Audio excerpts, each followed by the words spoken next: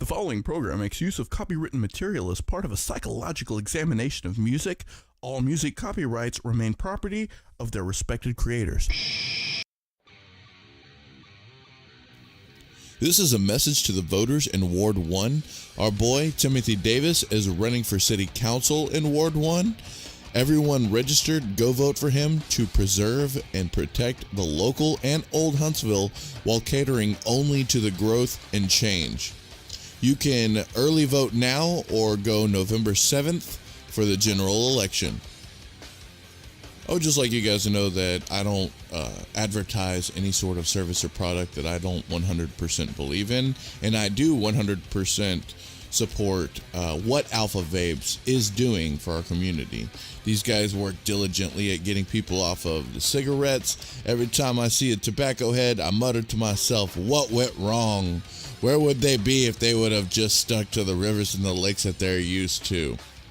Look, if you or someone you love are at that bottom rock and are curious about rehabilitation from this chaotic life of poor decision after poor decision making, or maybe you're unaware of the addiction and the downward spiral, look, I've seen you pick up them dirty butts off the ground. Nasty. Go to Alpha Vapes today, like right now. These guys will fix you up without you even having to lose your fix, man. It's a win-win for you, your lungs, and your pocketbook. And you don't even have to smell like shit anymore, man. You smell like cotton candy all day long. Alpha Vapes is located 3011 11th Street, Huntsville, Texas, at Suite 104. And in case you're unfamiliar with that location, as most people probably are, just off the top of their head. If you know where the Wingstop is in town, and you know where the old Radio Shack is, man, you're right there. It's right in front of Hobby Lobby. You can't miss it. Again, Huntsville, Texas. Alpha Vapes, leaving the pack behind.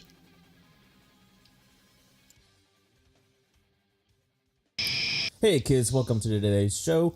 In today's brand new showcase special, we talk about the very metal, the very awesome Slipknot. And we were very excited to do today's episode. If you were paying attention on our group page, we did a very cool poll that John Boy set up. Very impressive stuff. It took hours. Yes, it did. And I was very, very happy with how that turned out. I was very happy with all the fan interaction. Oh, yeah. Any and all interaction that we get to have with you guys is always my favorite part of this gig. So we did a competition between 4 different bands. Right. Slipknot, Ghost BC, Guar, and Typo Negative. Typo Negative, yes. And I remember you were very gung-ho about doing Typo Negative because it's a very Halloween. It's the Halloweenest band. For real. And but we wanted to make it a competition. We wanted to see what you guys wanted to do. So John Boy gave 2 bands, I gave 2 bands, and one of mine actually won, as expected. And I was just thinking, Slipknot, Masks. It was going to happen anyway. Right. And I'm going to have to say the same thing with Typo Negative. I'd been planning all year for Typo Negative to be the one that we do for this Halloween. Right.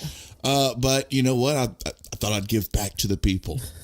And so way to be the people's champ, man. You know what? I'm the real MVP. Oh, okay. So I decided the idea of splitting it off, giving you 2 bands to choose from, and I wanted to go with Ghost BC and Typo Negative because you got your your most Halloweenist band, and then you've got Scooby-Doo metal. Pretty much, yeah. And it made sense to me. You went with like face paint and like this whole goth vibe with Typo Negative, and I went with the masks and the gruesomeness of Guar and Slipknot. Right. So I think whatever we ended up with, I think it would have worked for Halloween. And we got like 2 votes on Guar. Yeah, man. What do you guys got against Guar, man? That shit is awesome. Yeah. But no, we went with Slipknot. Well, Slipknot and Typo were tied for a while, man. It was neck and neck. Yeah, and then we started to notice that Slipknot was going to win it. And so we were real happy to do this band. Not to mention, guys, we are very honored and we are very #blessed to be joined today by somebody who considers themselves to be the world's greatest Slipknot fan. We're going to go ahead and introduce them right now. Ladies and gentlemen, give us a round of applause for Elias Hightower. Woo-hoo! Thanks for joining us today, Elias. Thanks for having me. Tell me real quick, is it true that you are the world's biggest Slipknot fan? Yes. Tell me, what is your favorite Slipknot song? Spit it out. Is that on their first album? Yeah, maybe. Wait, are you sure? I don't think so. All right, man. We're not 100% that you're such a big fan that you claim to be. Could you sing us some of their stuff? I pushed my fingers in my eye. All right, I guess seems like you're pretty legit. Tell us, what did you think of the most recent album, The Gray Chapter?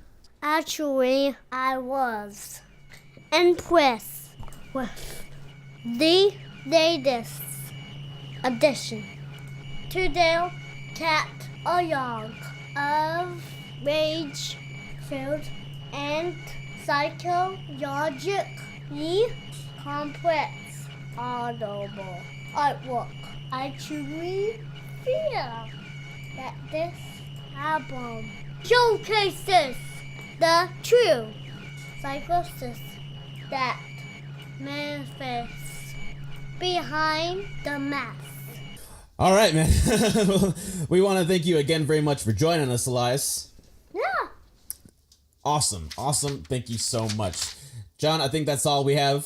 Go ahead, man. Break it in. Welcome to the Conversationalist.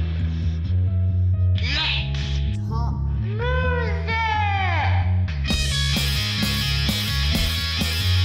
No. Thanks for having me.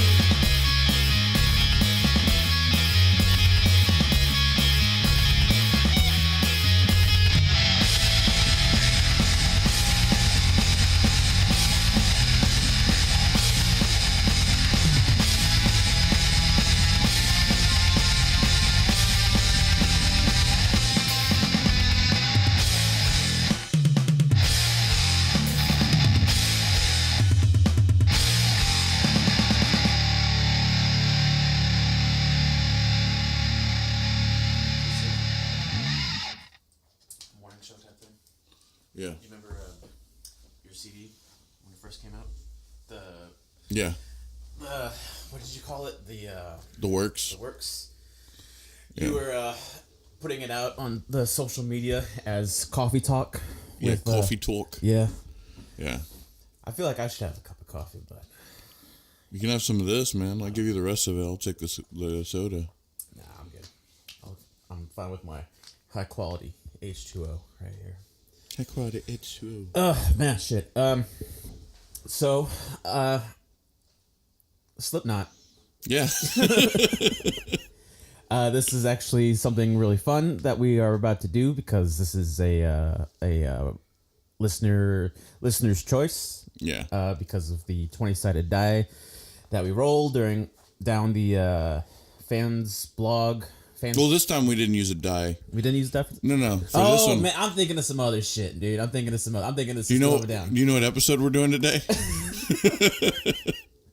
Okay, no. I remember. So basically, what happened? I remember now. Was I really wanted to do a typo negative episode, and I still plan on it. But it's a perfect Halloween sort of band, you know. But this time I came around and I was like, you know what? There are other bands that fit perfectly into the Halloween. I don't like Typo Negative is one of those bands that like I put in my car for the entire month of October. Right. You know, but I figured that this time around it only made sense to have it set up to where, you know, we can kind of give the listeners a chance and also you a chance to put your 2 cents in. And so basically, you know, I put one of those pictures up with the, where everybody can kind of vote on it with emoji faces and shit. Yep. And I thought of 2 good bands, and I figured that you could come up with 2 good bands. And your choice obviously won. But we both had really great choices, Yeah. you know.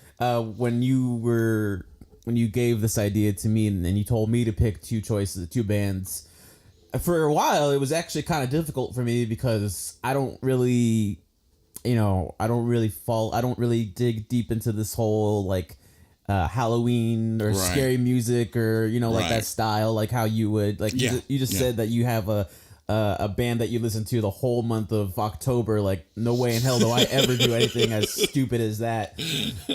So for me, it was like I wanted to think of more obscure, more out there kind of music, and the first band that I thought of was Guar. Right. And I was thinking that's kind of Halloweeny, kind of costumes and kind of brutal, and their concerts, their stage stuff that they got going on. I mean, I don't know how many presidents they've killed on stage, and all the spooky shit they got going on. So I thought that could be fun. And then I was thinking, who else does stuff kind of like that with the masks and the costumes and the brutalness? And I thought, Slipknot, that could be fun. Yeah. And when we started doing when we noticed, people starting to vote, and you started to notice, like, people were going for Typo for a little bit. Right. I was keeping up with it. Typo and Slipknot were tied for like a good long while. Oh, yeah. Well, yeah, and that's then the thing. You would get the occasional Guar. I think one or two people did for Guar, and they're like, hell yeah, Guar. Yeah. And then what was Ghost BC. Ghost BC, yeah. Which is Scooby-Doo metal. Yeah. I would have been okay. I would totally would have been okay if we did Ghost. That seems like a pretty good Halloween episode. Well, it seems that I know that I'm a big fan of Ghost, and then you seem to casually appreciate it. Yeah. And I think it's because they've just kind of got a tight sound. They don't go out of their bounds. They sound like classic rock. Yeah. But it's got a Scooby-Doo vibe to it. And so I've never put Scooby-Doo to that, but now that it all makes sense, I'm telling you. Listen to it, and you'll be like, oh yeah, that's Scooby-Doo metal, because it's not really metal, right? It's satanic classic rock, okay, like Blue Oyster Cult. So yeah, and then Slipknot and Typo Negative were tied, right? Typo Negative is a perfect Halloween band, but Slipknot is more known, and probably more people know who the hell they are, and ultimately both bands are amazing, but Slipknot has some things to it that a lot of other bands just don't have, right? And I guess we'll go into it, but whenever you think Slipknot, you think what? The greatest, one of the top greatest drummers, Joey Jordison. Yeah. And not necessarily that he's better than other people, but he kind of like brought something to the table and how. Oh yeah, absolutely, man. I definitely can't think of anybody else who was doing stuff before Joey was doing his thing, and in listening to their older music and revisiting their first stuff, it seems so. I don't want to say like revolutionary, but like some of the stuff that he would do. For me, I can only say that for me personally because I wasn't listening to much music like Slipknot when I was a kid. But hearing him play, it's like, who the fuck's doing this stuff? You know what I mean? Like, I didn't hear anybody, playing that style of drumming, right? And having his ferocity, his speed, his aggression, all those things that you think would make like a good. I want to say metal, but like just like a really good aggressive, and a drummer that fits so well with this style of music. Right. I think Joey fit the bill perfectly. And then as his career, went on and their other stuff, he was just getting better and better and better, and not doing the same thing. That's what makes me think that he was great, is that he didn't stick with the same thing. He gradually improved, and he branched away from what people would think he would do and do something different. And to me, that's always the sign of greatness. Right. It almost feels like what Joey Jordison brought to the table is what Lars Ulrich was always chasing. And that's kind of like the garbage can sound. Well, was that Joey or was that the clown and the other guy? Well, it's all there, but I'm speaking very specifically of the snare drum. Oh, okay. I don't know, man. The Joey snare it's just paps. Pap, pap, pap. It's so damn tight. Was it piccolo? No, he wasn't on a piccolo. He was on a real snare drum. You know, like a fucking Like a big fat one, like a 14x8. Which, if you know what I'm talking about, like that's a fat fucking snare. Like it's like this tall and like this wide. Okay, listeners, that's what you're looking at. Yeah, totally. Size of my cock. Anyways, but no, yeah, he had like a real snare drum, like, and I'm sure Lars did as well. But he did the thing where he turned the snare off, so you got the. Yeah, so you get that trash can kind of. That's a whole nother story. But no, another thing about Joey Jordison that actually I think added to why it could be considered him being the best is, you know, you've seen drummers, especially in the 80s, whenever they would do their drum solos, and they would do certain things. Tommy Lee is what first comes to mind. How he would be in the cage and he would be like up in the air and he'd be like spinning in the air. I didn't know Tommy Lee did that. Yeah, he was like huge for that. Like during Motley Crue's. I heard he was huge for something else. Yeah. But he did that stuff like that, and I'm sure there was plenty of other drummers that did it. But one of the most like if you go to a Slipknot show, you're there for the music, you're there to hear your favorite song. But one of the things that you're waiting for the most is Joey Jordison's drum solos. Yeah. Not just for what he does, because I remember I had a live CD of Slipknot and I had a live DVD. Yeah. But like, I would listen to the music and I thought it was fun, but I would always put his drum solo on repeat because stuff that he was doing was just so phenomenal to me. Right. But he would have the platform that would like rotate and it would spin around and do all this stuff. And then it would lean forward, and then it would turn around, and then it would be like the pentagram. And, and everybody, I remember when that would happen, everybody's like, oh, you know, like. Yeah, it was brutal. Yeah, as soon as, like, before then, they'd be like, yeah, this is great. And then the pentagram, oh, you know, like, they finally had an excuse to let all this metal out. Oh, yeah. So.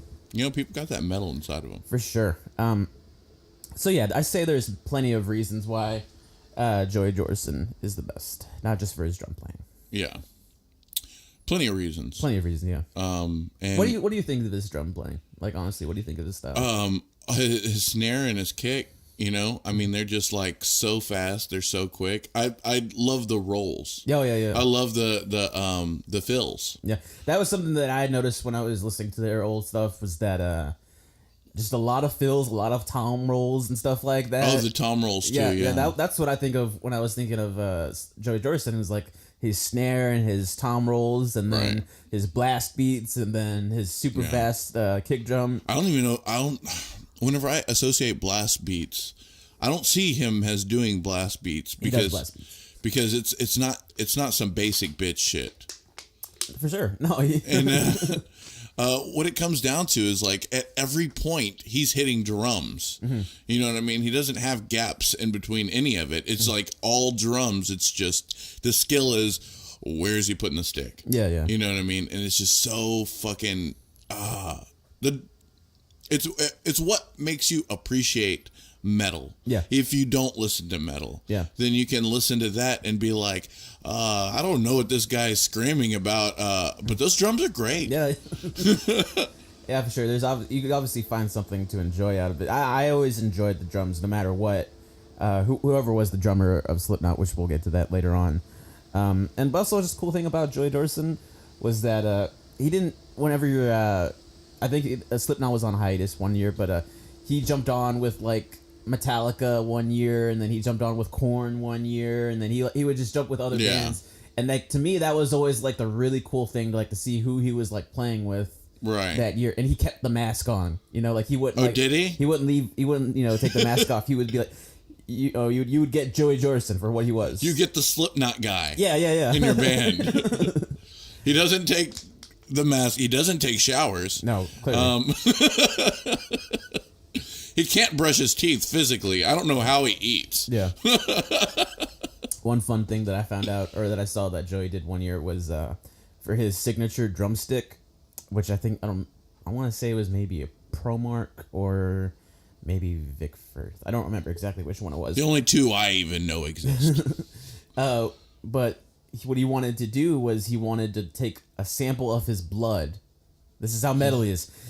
And he wanted to use that as the paint for the letters that you know, since there's letters on the sticks, like, Right. like Vic Firth is on the stick, and then it has like the size. Uh-huh. He wanted to use that as the ink on the side of the stick. Right. So if you look at his signature stick, it's like it's a dark color, but there's like a hint of red to it. Oh, wow. It's not paint; it's his blood. Wow. It was like a very limited thing they did because obviously he couldn't give all of his blood away to mass produce these signature sticks. Now it was like a limited edition Joey Jordison stick, and it had his blood in it. That's dangerous. I hope he doesn't have any diseases, man. If he's got AIDS, those people got fucked. Right. Of course, they probably shouldn't, be cross-contaminating and shit with their drumsticks. For sure. So I guess before we go into any of the stuff that you got, very curious to find out, when did you first discover? Ooh, my first discovery. Usually you start on this. Well, I know. I'll ask you, then you can ask me. That sounds fair. Yeah. I'll probably forget to ask you. Okay. All right.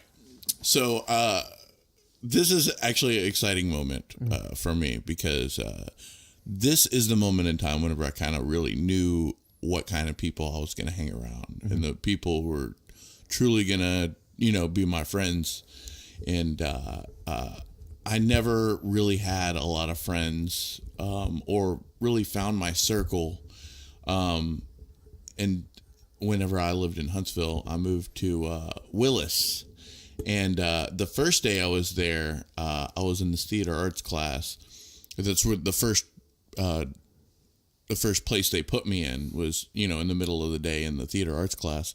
And I was wearing a Korn shirt, but I never knew anybody that listened to Korn. Mm-hmm. I was like the only one that I knew. I've always discovered music solely like on my own without being a fan of anything to make friends or anything, Mm-hmm.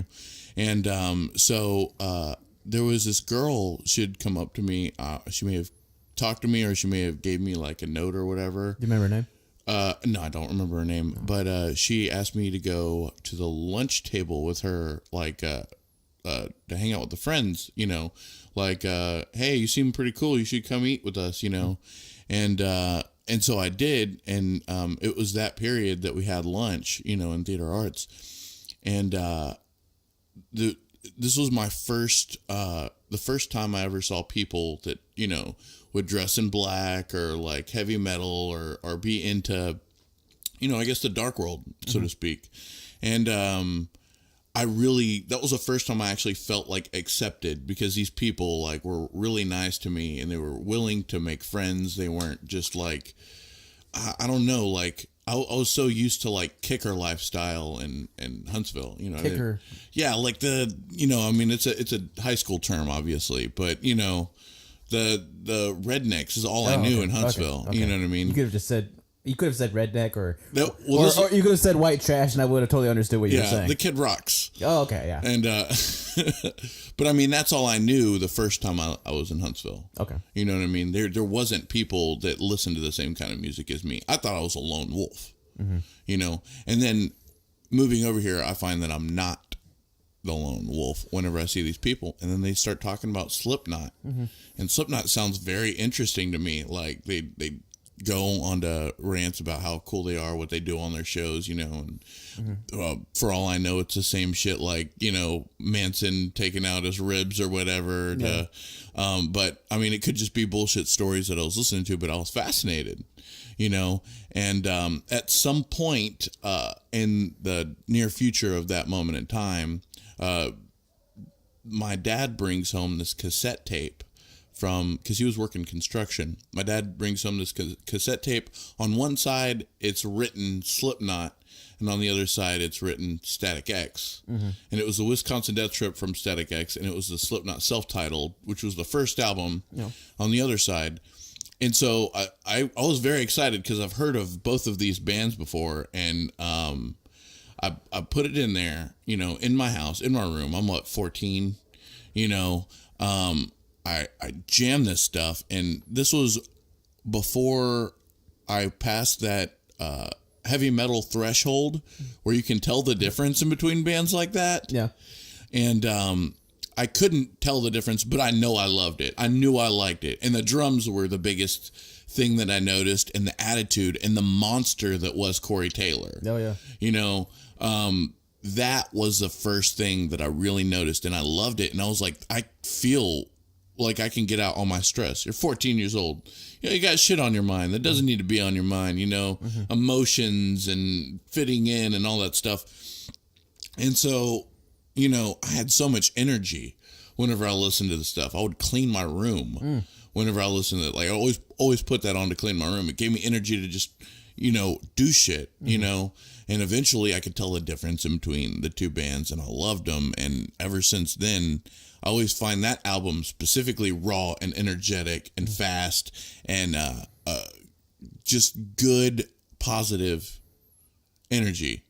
Even though it doesn't seem like positive. No, it doesn't have. I mean, shit. If it's. I mean, as far as energies go, like what you're trying to say, like yeah. I mean, as long as it's creating something that lifts you up, like that gives you that drive and makes you do something. Like you could use this music to like for harm. You know, you can sure. You know what I mean? Well, and then the music itself is almost every song, every album. I think that the ongoing theme is hatred.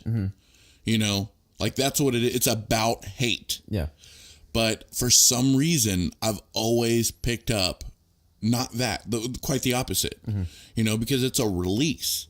Yeah. As music is, it's a therapy, and just listening to it for me is a therapy. Do you think that? And this is something that I noticed we could talk about in a little bit, but do you think that because their songs are like these little bursts? Because if you look at their songs and how long they are, it's almost like punk rock, right. Where it's like 2 minutes long, 2 minutes long, it's 2:40, 2:30. You know, it's like these little bursts of energy that come at you. Right. You know, like sometimes songs are a little longer and they have kind of time to like seep in and settle into your mind and sort of like gives you time to think. Yeah. But because these songs are like little bursts of energy, right? And like hit you in the face really hard, and then it's over. It's adrenaline. Yeah. Yeah. Do you think that's what gives it kind of the energy for you, at least? Yeah, but I think it's also on some sort of intellectual level. It's like a short story. You know, it's like it brings me to a place in my head, you know, and it just lets me bleed. You know, it's just so. That's brutal. Yeah. Brutal. It's just so. It is complex in its nature. Right. I think when I think of them, I think I agree with you whenever you say the hatred thing, because sometimes when I'm listening to Corey sing, I really have no idea what he's saying. Right. Even the love songs are hatred filled.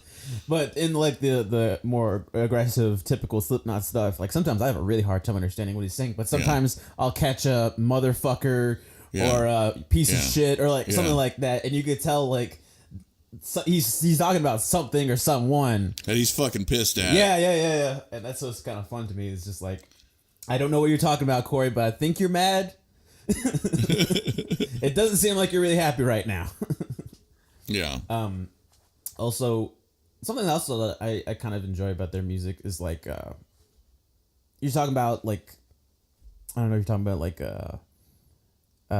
like complexities with their music or something like that. Yeah. Like you listen to their guitars and like sometimes they do some like pretty out there stuff, but like usually it almost sounds like they're doing like those single note riffs. Yeah. Kind of like how you were messing with on the guitar the other day, where it's just like dun, dun, dun, dun, but it's all just like one low string. You mean my my new 7-string? We don't need to talk about that. But yeah, like those like really low but like single string riffs, but they sound brutal. They sound like metal, and then you have like real simple stuff on there, but it's the drums that kind of like. Oh yeah. It can be really easy to learn Slipknot song on guitar, but like it'll take a lifelong time to learn how to do everything on the drums. You know, it's like so fucking crazy.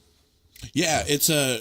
There's simplicities, but there's a lot of like, it's like a good mixture of them. Is what I'm thinking. Right, exactly. And you got like, I mean, if you break it down to who's doing what, I mean, you're gonna have some simplicities on like those custom percussion. Yeah. You know, they're just kind of banging trash cans, literally. Yeah. With fucking aluminum bats. Yeah. And it's a good simplicity. It's a good thing to just have in certain spots. But the drums, though, the actual drums are like a very consistent, like it's not like in the pocket drumming. No. It's very well written and put together and placed like perfectly. Like that's kind of what makes this, prog rock. Because it's so progressive. It's so moving in different spots. I think Slipknot does a good job of keeping a form.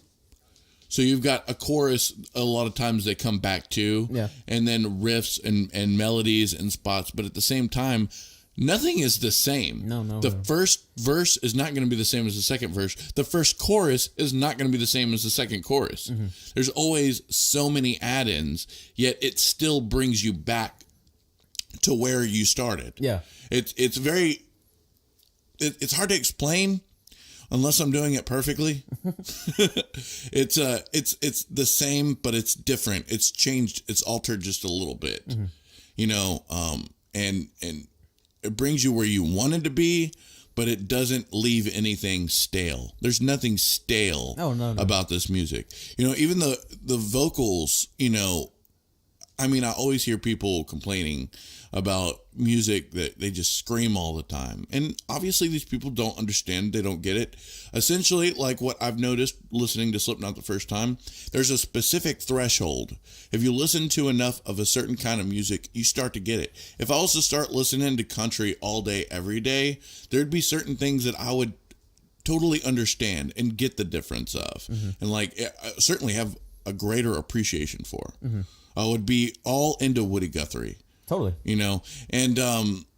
But as we're ignorant, we don't understand it. Not to mention, and not to interrupt you, but I think they associate, it dives deeper into the whole, we're getting into the whole metal is Satan's music, and I guess so. They associate the screaming and the blackness and the. I want to say the pentagrams don't help.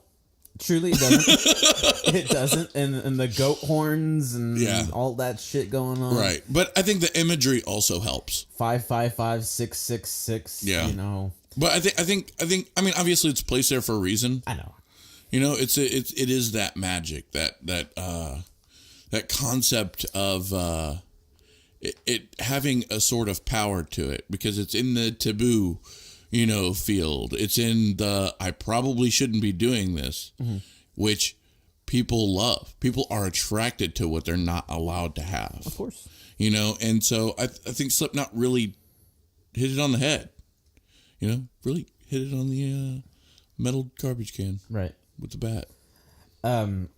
Also, a question I want to ask you, and be totally honest.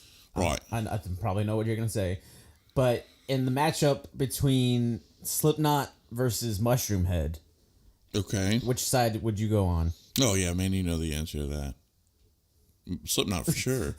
I'm not 100% sure what your question is. Well, okay, if you remember back in the day, there was like a feud, kind of, but this was in the time of music where you'd get one band, and then you would also hear another band that was not necessarily copying them, but had a similar vibe.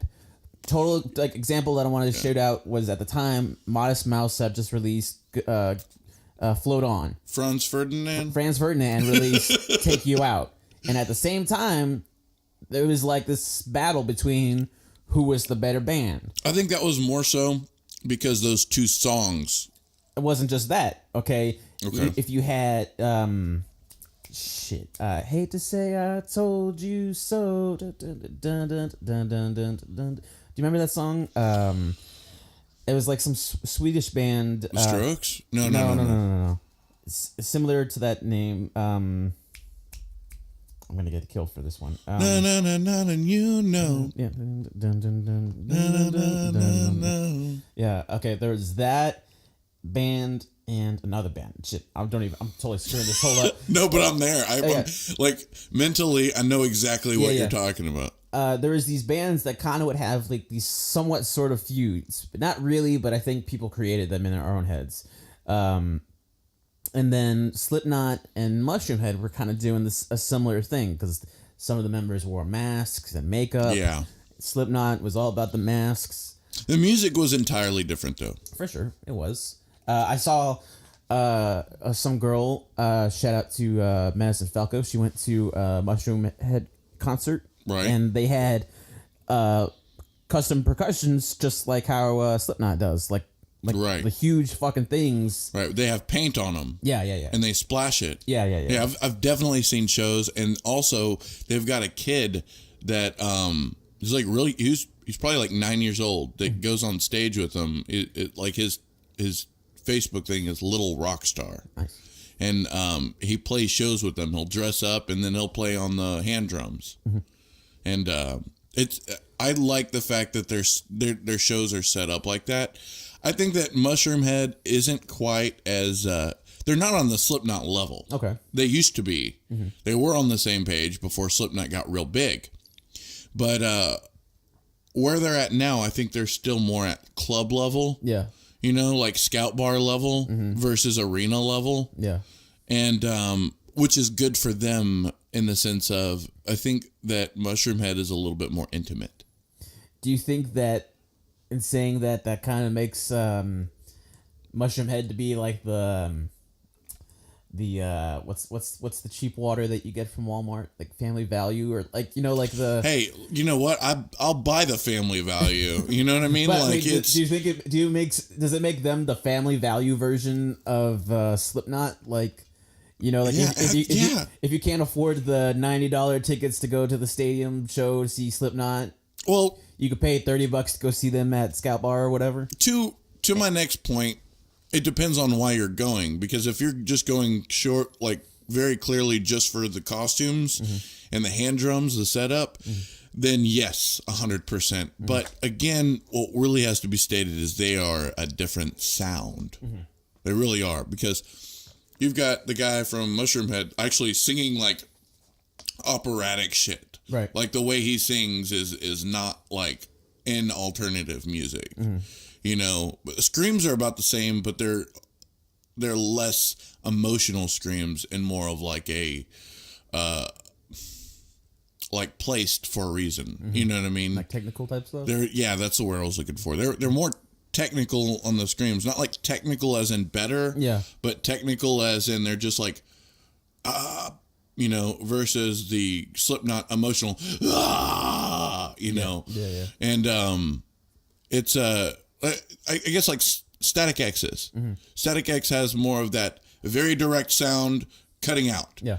You know, versus the Slipknot putting emotion and that sort of psychologicalness to it. There was a song I think that an old friend, JT John McClure, once played for me in class, and he was big into Mushroom Head. He loved Slipknot too. Yeah. Like, he would always like wear a Slipknot shirt, and he would always have it in his CD player or MP3 player that he would carry around with him. I just know he would school me on some Mushroom Head. Right. He would ask me, "Hey man, do you wanna listen to some Slipknot?" And he would give me the headphones, and I'd listen to it, and then the track that I would hear, I don't even remember if it was on an album or not, but it's somebody in the background going, "Hey Corey, give us a scream." and then Corey would go up to the microphone, like in the most like intense thing, and then the music would start. Yeah, you know what song that was? What was that? I don't remember the name of the song, but that was like he'd scream something, and then in the background he'd be like, "Suck these nuts." Yeah. All right, so yeah, you want to go into the meat of it? You forgot to ask me, man. Man, see, I told you. I didn't lie. No, you didn't. Mine's real short and simple. When we were talking about System of a Down, I think I was talking about how some of their songs was on a mix CD that my brother had. Yeah. Right? My brother had like 3 or 4 different mix CDs. One had like all like hip hop and Eminem, and like in the prime days of Eminem. And then another one had like a bunch of metal that I think you would just cream your pants over if you listen to it now. It had like Kitty. It had like actually, Like I was gonna say, I don't know if I'd cream my pants. No, it had 4 lesbian metal, metal chicks. Dude. Then- Elias loves Kitty. Really? Yeah. Oh wow. Then there was System of a Down on it. There was Korn. There was Limp Bizkit. Yeah. But then there was some Slipknot on there, and I remember Slipknot standing out just a little bit because to me it was a little bit more. It had a little bit more meat on it than the other stuff. Yeah. The other stuff was great. I mean, Kitty is great. Yeah. I'm the world's biggest Limp Bizkit fan, as I know you are. Yeah. So there was a lot of stuff to like enjoy on that CD, but I specifically remember "Spit It Out" was on that CD. Yeah. And it was one of the first like choruses that stuck with me because it's a real simple chorus. It's spit it out, Drag you down. yeah, Yeah. yeah. So that stuck with me for a long time, and I don't really remember like ever like talking to my brother about it or asking, but I remember like it was always on there, and I'd always go back and I'd appreciate it. And then remember we moved to Sheboygan at the time, and the Resident Evil movie came out, the first one, and then Slipknot was getting bigger and bigger. And they had a song on that soundtrack. Yeah. Was it Duality or No. Something about the disease. No. Help me out, Spotify. But no, there was a song on that movie that came out. My Plague. My Plague. Yeah.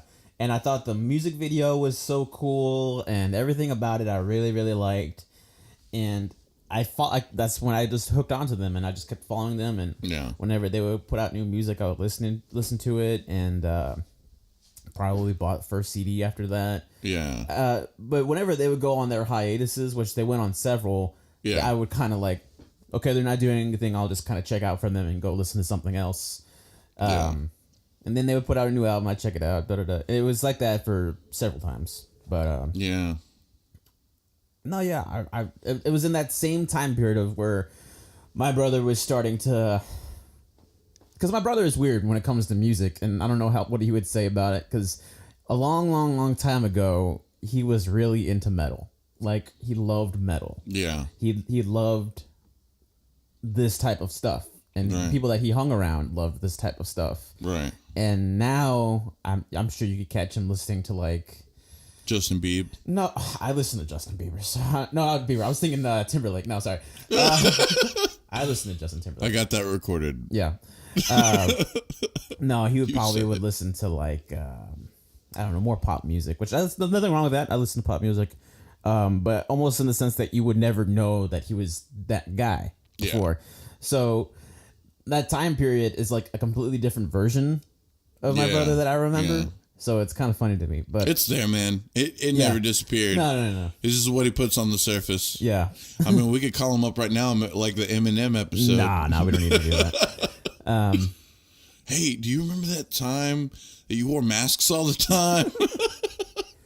He was metal as fuck back in the day, man. It's hard to believe now, but he was metal as fuck. But I say all this because if it wasn't for him, I probably wouldn't have sort of like that appreciation for it, because you kind of like the music that people around you enjoy, like kind of like how you're saying, like how you met people that were into your sort of thing that sort of attracted you to them, and something about, if my brother showed it to me and my brother really liked it, that kind of meant I liked it too, as being a little boy, right? That's kind of how it was and I know you didn't have an older brother. You didn't have a brother. No. But I don't know, maybe some other things with like your sister or something? Yeah. My sister got me into Korn and Limp Bizkit. But it was casually. Like, oh, have you been listening to Korn or Limp Bizkit?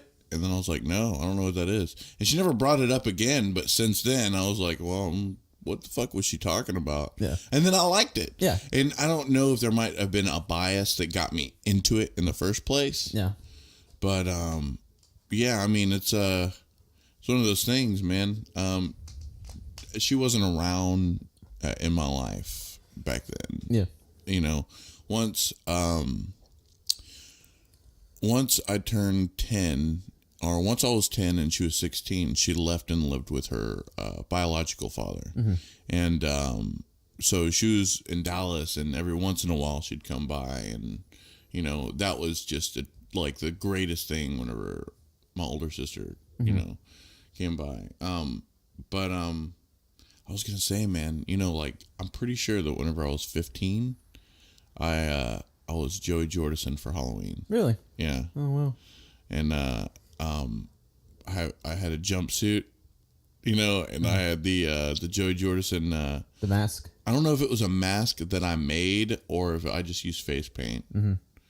But yeah, man. And you had long hair back then, right? Or was that when you cut it off? I think I had longish hair. Okay. Yeah, like to my shoulders. Okay, yeah. Yeah. Because I remember before I met you, you had long hair. I saw that you had really long hair, and then you cut it off. Yeah. At the time I met you. So. Yeah, I was back and forth. Okay. Yeah. Gotcha. Anyways, like I said, that's my story. My brother introduced me to Slipknot, and I followed them ever since. My dad unwillingly introduced me. Like, he had no idea. Since then, he's like, because right after that, I was all into it, and he didn't like it at all. Yeah. And so he would call him lip snot. Like, that's a normal thing. Like, if I was to bring it up now and be like, hey, so I was listening to Slipknot, you know, and he'll be like, oh, lip snot, they're at it again. He's got that dad humor. Yeah, yeah. Where I get it from. So you ready for the meat of it? All right, let's go into it then. There's so much more information that I just didn't have enough time to pick up, like how they got started. I've been watching documentaries and shit. But the meat of it is Slipknot was founded in September 1995 in Des Moines, Iowa. By Sean Crahan, which is Clown, and Joey Jordison. And the members that we have today are number 0, Sid Wilson, turntables, from 1998 until now. Jay Weinberg, drums, from 2014 into now. We can go into that a little later.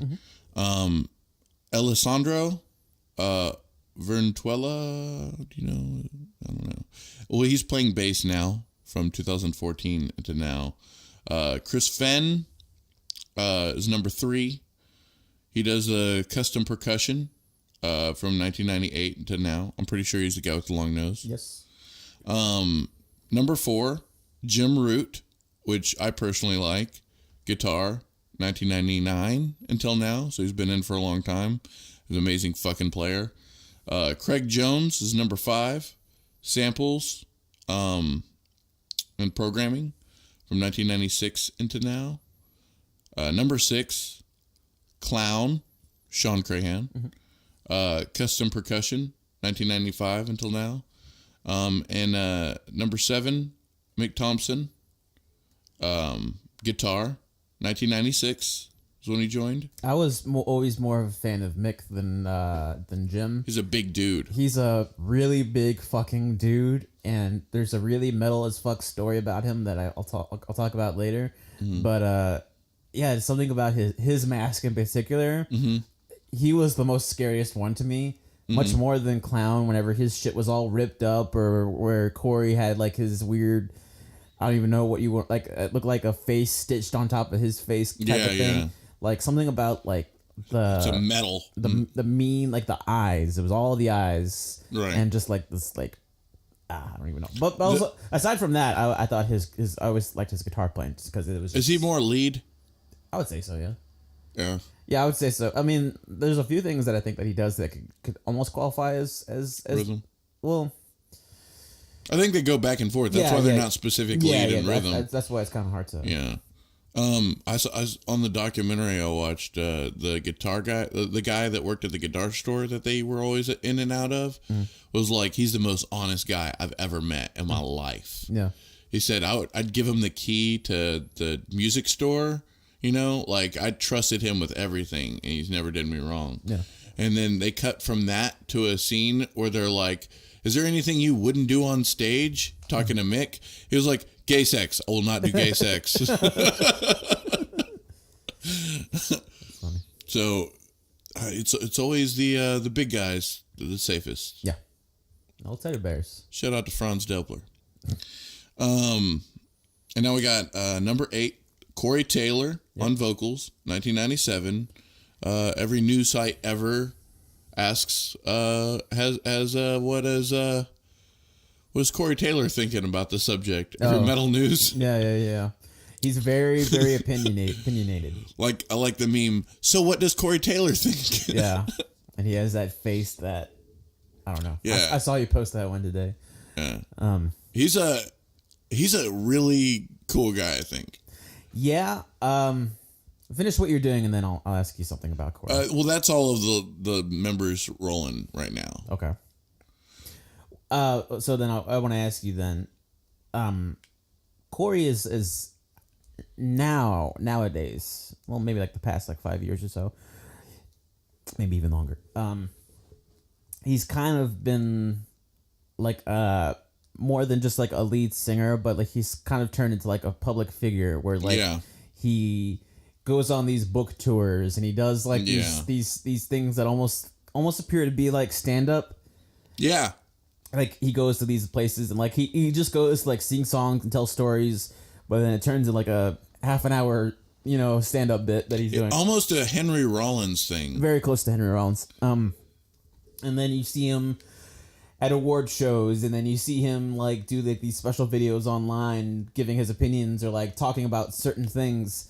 Do you think that if he didn't do that Slipknot wouldn't be as big as because I kind of feel, it's totally just opinion, I kind of feel like he kind of made them, like he was like one of those things that made you interested, you know, because you saw him do his thing on the side, you saw him do his spiels, like his stories and all the fun stuff he'd do on the side, and then you would check out his band, and then bam, Slipknot. But if it was just like a regular band where it wasn't a charismatic lead singer as he is, just like a regular guy who sang his songs just as great, but didn't have like that charisma that you attracted to, or the thing that you like, that thing that that brought you in. You know what I'm trying to say? Absolutely. I think that I think it definitely helped because it is such a charismatic, like that is the perfect word for what he is as a human. Like he is totally like he's the kind of person you would want to hang around and joke around with, you know, and bullshit around with, like ideal. Yeah. Because, he's funny, he's a good looking dude. No, dude. But I mean, he's the smiling guy. You know what I mean? He's always like, anytime you see him, at least publicly, like in public form, he's always like great attitude, great mood. He's got the kind of like a Serge Tankian smile. You know what I mean? As we were talking about on the last episode. I just want to say though that comparing and contrasting bands, like I would much rather want to hang out with Corey Taylor more than I would like Ghost. Not saying anything bad about Ghost, but if I'm going off of like face value of like what I see, what you're given, absolutely, 100%. Me too, absolutely. Yeah, so I think something about that makes you more interested in them, and that will get more fans, or that'll make them a little bit more popular because there's something to be more interested in than just the music, because then you can dive into his personality, and once you dive into his personality, you can kind of understand what he's talking about, where the mood is coming from. Right. That's just my opinion. Yeah, I think that he did a good job on ultimately just like really, I think he certainly helped boost the band. Okay. Same thing with Sean Crahan. Yeah. Clown. Yeah.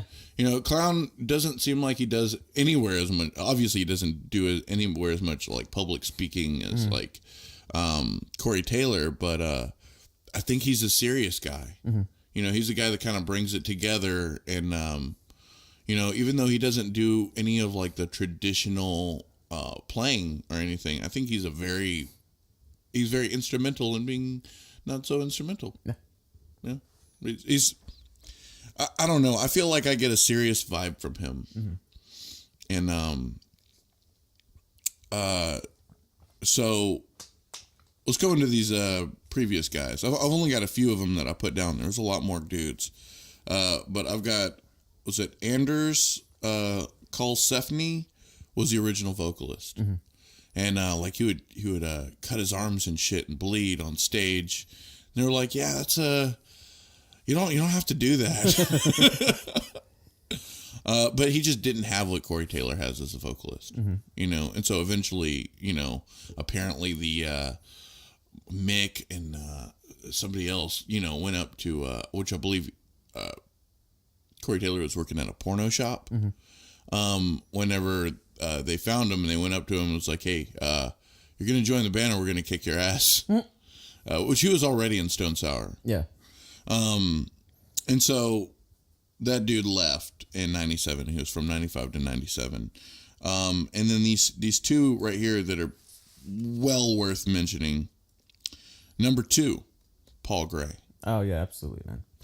From 95, played bass. He played bass, and he was there from 95 into 2010 when he passed away. I remember when he passed away. I remember where I was at when I found out first off. I was at the storage unit at the practice place. Yeah. And I don't think you were in the band at this point anymore. But me, Gary, Chris, and Lee, we were working on music. And we got the news. We read somewhere that it had happened. And for me, it felt like the begin. Like I know musicians had passed away prior. Yeah.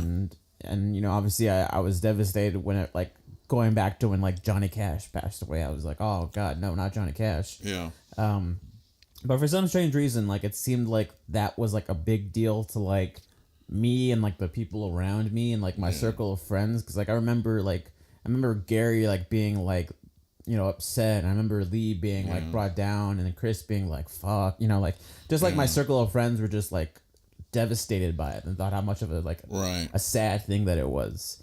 And yeah, no, that was a huge loss, man, because when you listen to, like, stuff that he was doing, and then you listen to stuff that he was doing, like, I saw a video of him and the drummer of Stone Sour like, just doing, like, a drum and bass version of Duality.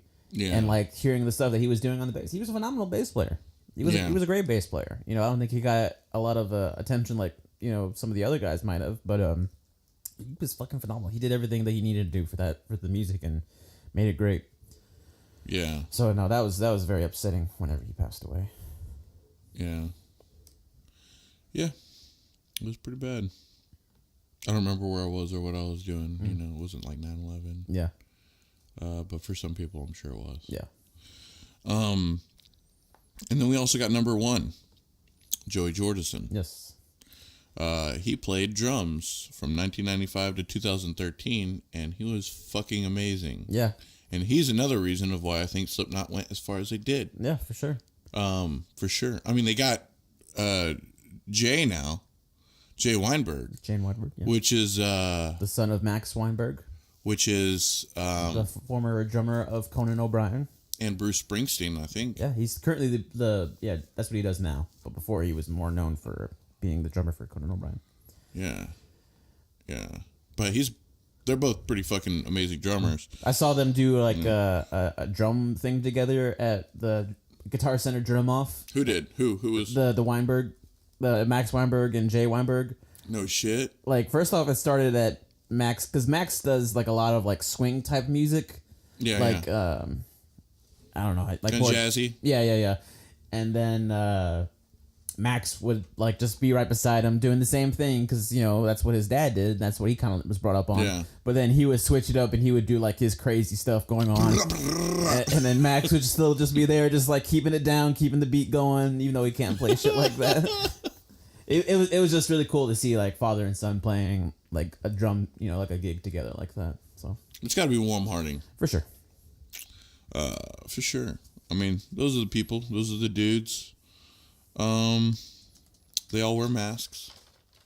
What's your favorite one? My favorite mask? Yeah. I'm going to look at this Slipknot cloth poster that For I reference. have. For reference. Which is particularly unfair because they've changed their mask. What time quite a bit. period is this? That's the first album. Okay. I want to say I like Clown. Yeah. First Clown. That's not First Clown. That's like second or third Clown. No, it's First Clown. Are you sure? Because I thought First Clown just legitimately looked like a clown. Oh no! I mean, there was an earlier Clown than that, but Yeah. I mean, this is the first album Clown. Oh, okay. That could be the second one. If I can't tell, I don't think there's a 6 on his head, but he had like a pentagram and a 6 for the Iowa album. Mm-hmm. And then the next 2 Clowns are horrible. Wasn't Paul Gray first a pig? Yeah, but that's what he. Yeah. Yeah, I feel like this is... I don't think this is the first one. Corey looks the same. Well, no, even Corey, because I think Corey had different colored dreads back then. You know, maybe this is the second album. I think this is the second one. I feel like the listeners can't really be involved. Well... But yeah, I want to say I like Clown a lot. And Corey Taylor. But just depending on what Corey Taylor... Because Corey Taylor's got some different masks. I think I like his first album. Mm-hmm. Or even if this is a second album. I like this one. Yeah. Because he's got the dreads going. I think they're fake dreads. Yeah. He didn't have hair like that. No. But I don't know, man. It just reminds me a lot like watching Halloween from Rob Zombie. Mm-hmm. I thought Slipknot the whole fucking time because it was like the screaming, like, I fucking hate everyone. You know, the kid fucking screaming with the mask, like, fuck it all, fuck this world. Yeah. You know what I mean? Like, that was awesome. But, like, whenever he became, like, a grown man, he looked like fucking Mick. Oh, God, yes. Dude. So, that's what that whole movie reminded me of, just like Slipknot. Yeah, man, I think, what's your favorite?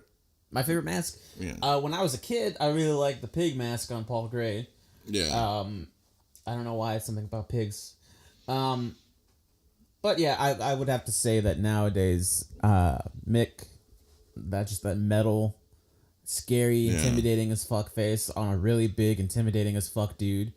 By the way, they've already made they just recently made a pig-human hybrid. Yeah, science. That's fucked up. Anyways, and then one of the DJ guys, like, he had, like, those long things coming out of his head. Craig. Yeah. I thought that was kind of cool. It reminded me of Pinhead. Yeah. I saw a meme today that said something like that. Something like he stays by himself in the doing the samples and the keys because he doesn't want to be a danger to anybody because fucking spikes off his head. Right. You know for damn sure Corey Taylor couldn't do it. No. You know, or anybody moving around dramatically. That would be dangerous. Very.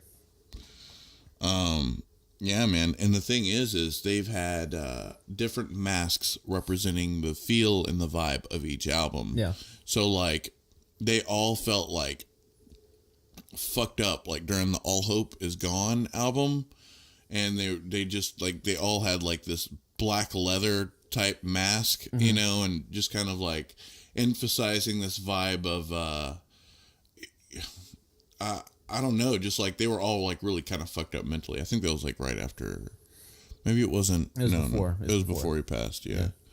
But for a lot of their albums, like I don't know, I think it was the Gray Chapter. I think is whenever I don't know what the fuck I'm talking about. I don't know what the fuck you're talking about either. But I know it's representative of their vibe and what they were going through psychologically per album. And I think All Hope Is Gone. Well, I guess we'll just talk about that whenever it gets there. Right. So they had a demo called Mate, Feed, Kill, Repeat in 1996. Okay. And they've got a lot of the songs that were put on the self-titled. And I haven't listened to these versions.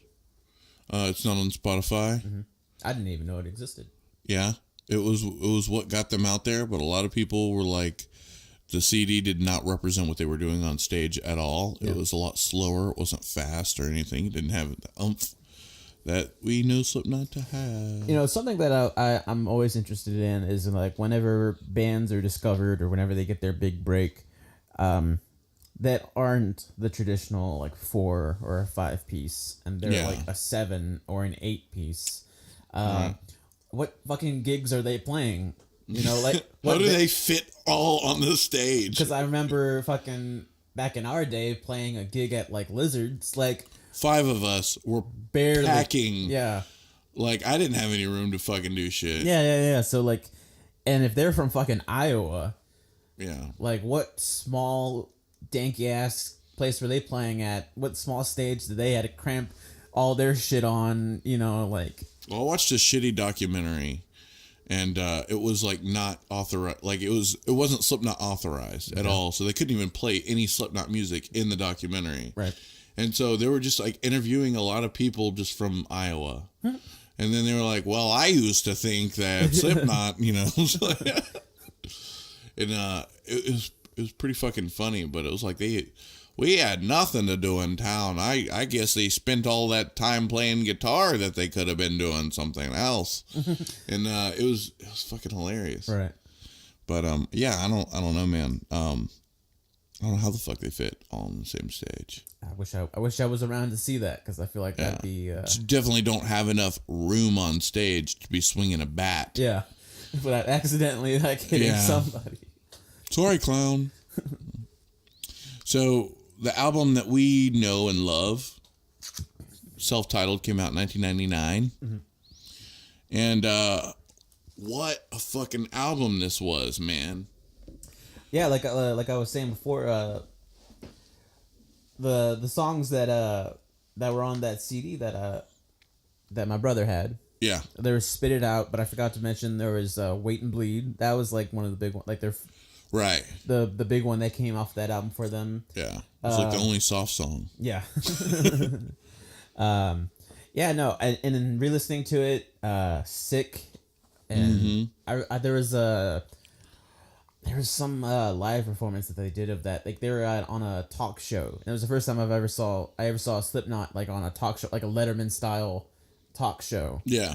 You know, and now our musical guest Slipknot, and then they were playing Sick. Yeah. You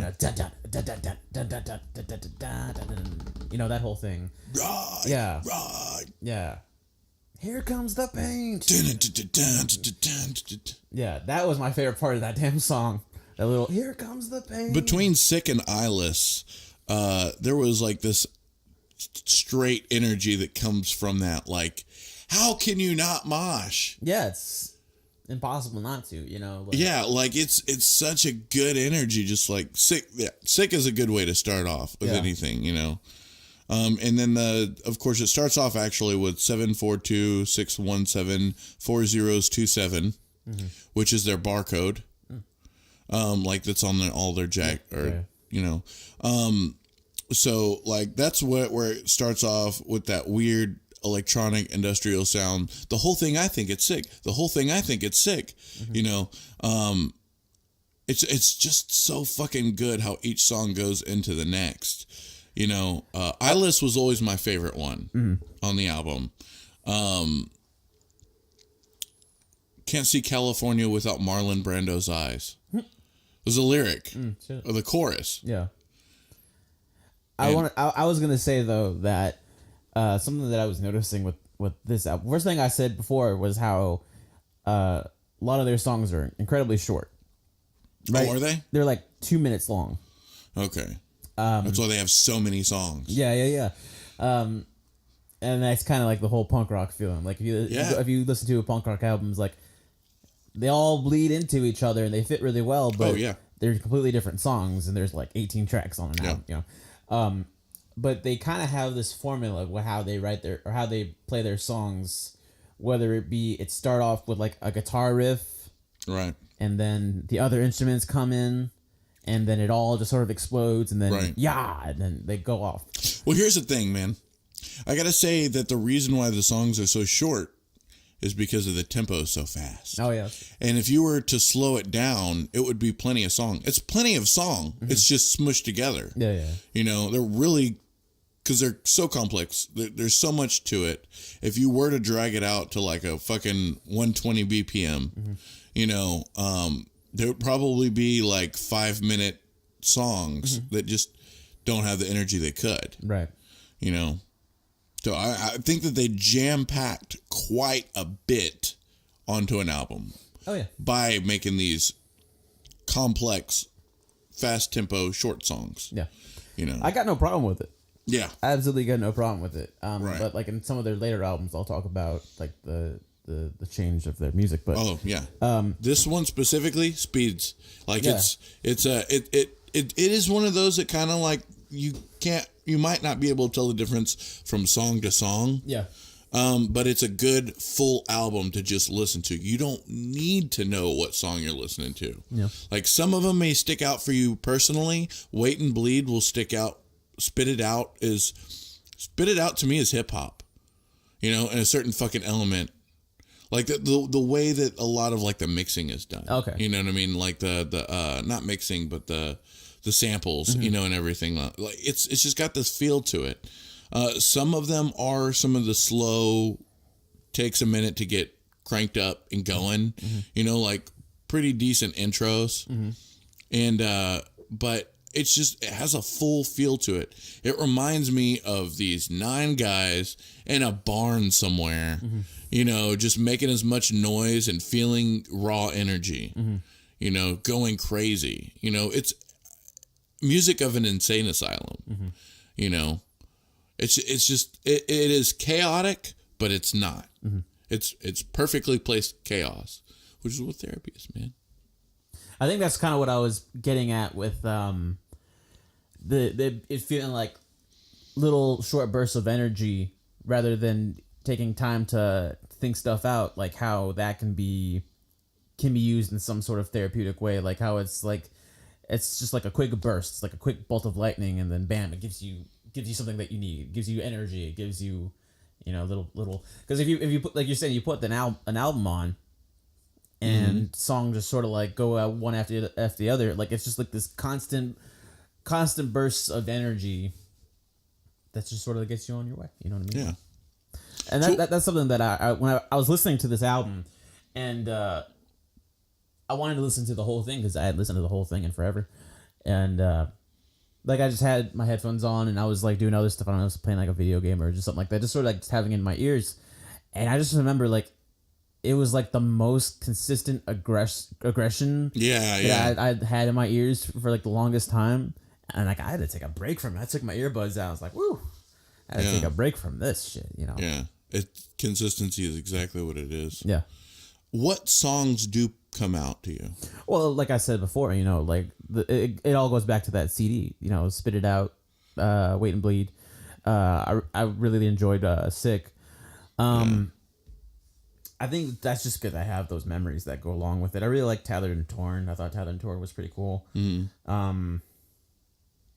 That's probably the only ones that I remember the most. Because like I said, like I had it just going. Do you remember Purity? If I heard it, I probably would. Okay, Purity is the first one that I really heard something in it that ended up they kind of used on the rest of the albums. Okay.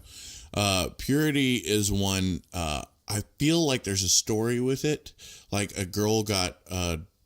To my understanding, I think it has to do with a girl that got like buried alive or something like that. And it's I think I heard a story saying something along the lines of they had to take it out, they couldn't use it because there was a real girl and her family got involved and stuff like that. But it was one of those kind of slow ones, you know, that kind of like the vocals where they're just like, I'm barely breathing. No, kind of like because like kind of tattered and torn in a certain sense. But you know, but there was this chorus that fucking soared. You know, kind of like he does in the later albums. It's fucking beautiful, and it's like guitars come in, and it's like. You all stare, but you'll never see. There's something inside me. You all stare. Oh, yeah. Like that shit hits so hard. Yeah. That's such a good vibe. You know what I mean? It kind of brings like this paranormal essence to it. You know, like it's something more greater, you know, something powerful versus, you know, well, I mean, it's all powerful, but it's just a different sort of powerful. And it really does showcase that they can do more than just what you're hearing most of the time. And it shows that they've got so many different elements, and that his voice, it did show, like, for the first time, that his voice is good for that sort of soaring, beautiful vocal, you know, even though you're only hearing his, you know, falling apart most of the time. You know, you can actually hear this developed vocal structure. And I don't know, like, I haven't heard that until like just a few years ago. And that song wasn't on the mixtape that I had. And I don't think it was on the other Slipknot, you know, CD that I had either. And so I heard it on Pandora, and I was like, dude, you know, like, it was fucking powerful. And of course it took me back to my favorite album. Yeah. You know, which I'll have to say, Slipknot self-titled, I'm going to go ahead and say it, favorite album. Okay. Liberate, have you heard that one? Was it on their first album? Yeah. I'm telling you, it all just sort of like melted together. Right. So if I don't remember it, it's all just because at one point it all went blurry and all I heard was let me know if you remember this. That's all I heard. Tell me if you remember this. Okay. Liberate bananas. Liberate bananas. That's all I fucking thought it was for the longest time. It's My Madness. Oh, okay. I thought it was Liberate Bananas. Why do I like this? I don't. What the fuck is he talking about? Maybe it's supposed to be symbolic. Who knows? It's very telling. Yeah. Yeah. Liberate My Madness. Yeah. Fucking No Life is good. This is no kind of life. And I think I want to go ahead and play a song on this album. So we'll go with Slipknot's first album, 1999, self-titled. The song Only One.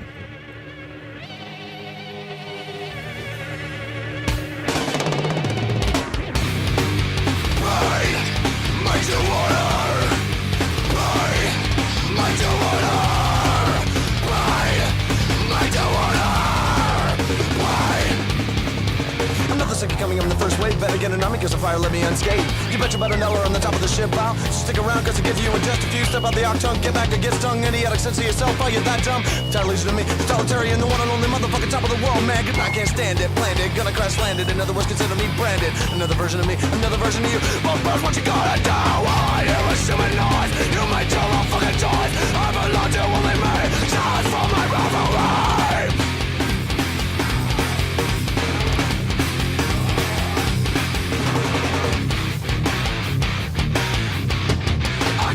Die over time. Filthy ass, stay away from mine. Every reason is a right to hate. Yeah, that was pretty metal. Yeah. There's a lot of elements in that song, you know. I like how the drums, like, there's a point in the middle of the song where it's like yeah, and they're just kind of like, it's the longest fill you'll ever. You know what I mean? Like, it's just, and also, like, the chorus is only one of us walks away, which is kind of like something that, you know, he continues, you know, in the career of Slipknot, you know, like, it's got that specific, that feel to it of, you know, we're going to fight and I'm going to kick your ass. You know what I mean? Right. I mean, it's probably a little deeper. I've heard a lot of bands, a lot of singers kind of do that. Yeah. If Jonathan Davis said, "Shut up, I'll fuck you up," I'll be like, "Man, shut the fuck up, Jonathan. You ain't gonna do shit." If Corey Taylor said, "Shut up, I'll fuck you up," it's like, yeah, you'll probably kick my ass, Corey. Yeah. At least the behind the mask Corey Taylor. Yeah. There's a difference. Yeah. So yeah, there's that album. Ready to go to the next album? Okay. All right, 2001, they come out with Iowa, which is the state they come from. It is. Iowa, yeah. I remember this album because of the album cover. There's a goat. There's a goat. The horns. Most I remember metal animal there is. You told me that you wanted a goat. I do. Well, You want a goat because they have what, like a beard or some shit? I mean, they have a pretty cool goatee. Hey. And they are organic lawnmowers. Yes, that's true. So, yeah. What's on this album? You ask. 515, which is kind of like one of those just sound clips, samples and stuff. People Equal Shit. Yeah, I remember that one. Is nothing but fucking energy. Mm-hmm. And I think that might be the song where it's like, I'm not afraid to cry, but that's none of your business.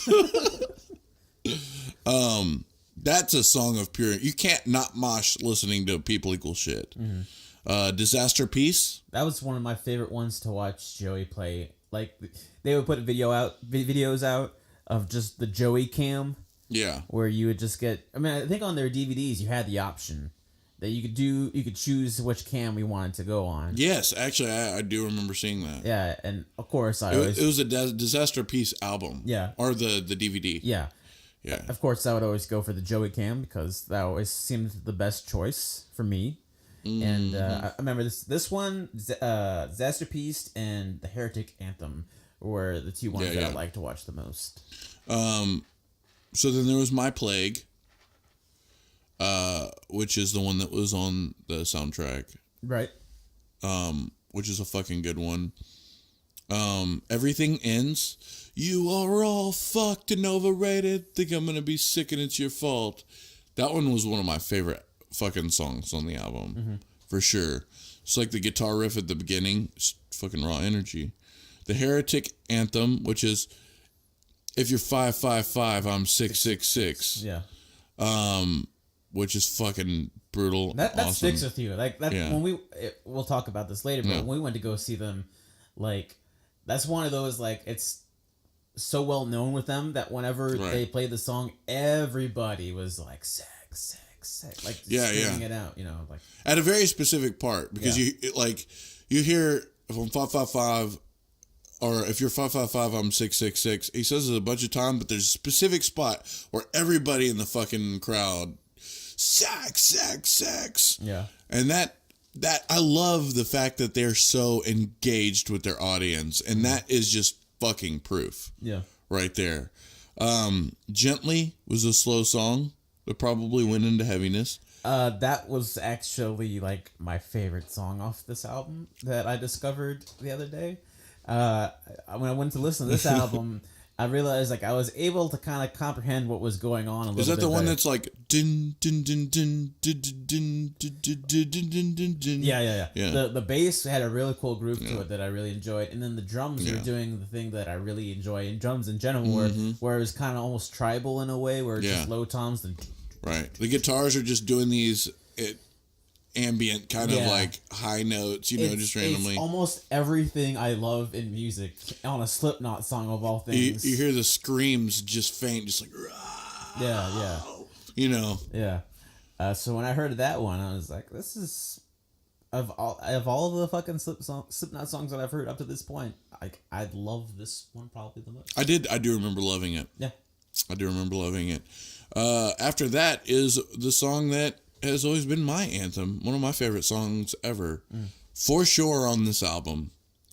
But it's been a close tie between that and like Eyeless on the first album for my top. But Left Behind. Had a cool fucking music video where he's like, they're playing in the fucking rain. Yeah. Like dark clouds and shit. And they look brutal because they're all in their masks and picking at their faces and shit.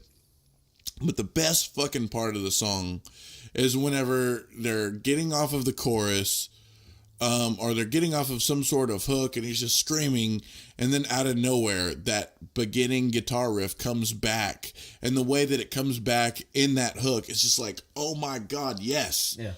There's an energy to that it coming around. It comes around just perfectly. Gotta listen to the fucking track if you haven't yet. Left Behind, but you have to listen to it the whole way through to get it. You couldn't like listen to it halfway and then get the end and then understand what I'm talking about. Mm-hmm. You have to get the vibe. You have to get that first riff in, and then whenever it comes back later, it's like, fuck, yes. After that, we got The Shape, which is a pretty fucking good song. That was one of my favorites too. I think by this point was where it's starting to do the same thing that the first album did for me. Just sort of like blends together. Yeah. The Shape stuck with me. It's like, da-da-da, I lost my only way. Said Shape. Oh God, I found a why. I could have all these lyrics wrong, by the way. Probably could. This whole podcast, I could not know it. Like, liberate bananas. We're gonna get an angry letter from JT. Like, you were wrong. This song. Yeah, that's okay. I Am Hated. I think at this point for me as well, it just kind of Skin Ticket, New Abortion, Metabolic, Iowa. Iowa was actually a little different because it was a lot of just sound. Was that the song that was like 8 minutes long? If not 15. They had one song that I remember. I made a note of it. It could be this one. It's like 15 or 18 or some shit. Yeah. And I remember thinking like, wow, this is the longest damn. Yeah, it's 15 minutes long. 15 minutes long. This is the longest damn Slipknot song. Yeah, but it's a Slipknot song. It's not really Slipknot. Like, there's not a lot going on till like the end. Right. And so yeah, man, looking at that picture, the album came out in 2001. That says 2002 Slipknot. So that poster that we have is definitely from this album. I was mistaken. So our next album, I did not write the date down like a fucking dumbass. Volume 3, The Subliminal Verses. Didn't you once say that this was your least favorite one? At one point it was, and then another album did it for me. Okay. So yeah, I don't really, still to this day, don't really care for this album. Right. They're good tracks. Do you think that this is because this was the album that kind of like blew them up into like a bigger band than what they were before? Because like if you think about it, at a certain degree, yes. Because now we're at a point where they're getting Grammy nominated for Before I Awake, and Before I Awake, and then fucking Rick Rubin is producing this album. Duality. Duality, of course. I mean, the music videos, them ending up on Guitar Hero, the legendary version or whatever. There were good tracks. I think the main reason why I liked it, I think it legitimately just was a different sound. Because I don't decide to choose what I like or appreciate based on what everybody else likes, or even the opposite, like you're kind of saying, But this was the moment that they did. It happens to be the moment they blew up. Yeah. And like whenever I was looking up the Slipknot memes, all of them were like, I don't always put my fingers into my eyes, and like everything is in reference. So obviously this was the popularity point. Yeah. Volume 3. Yeah. Even today, probably the most. Yeah. If some of their shows, like if you look up some of their videos online, them playing huge festivals. Yeah. Whenever they play Duality, like that's the peak moment of their show because everybody is singing the words and it's a huge moment. So I think out of any of their songs, like some of these songs are probably their most popular songs. Yeah. That got the attention of, they had their diehard fans, but these were like the casual metal fans, and they brought them in. It's like, oh, we'll be fans of Slipknot too. Especially fucking Before I Forget, like that was a huge one. Like, well, we covered it. Yeah. Maybe twice. We never covered that song. We tried playing it. We tried covering it. We couldn't do it? No, we couldn't do it. We've never covered that song. Really? Yeah. Our very first show at the marina, we were trying to come up with a list of covers. And one of them was Before I Forget, but we couldn't play We never did it. No, we never did it.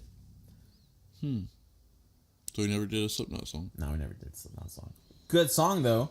Yeah. Very easy. I know our good friend Louis really loves that song.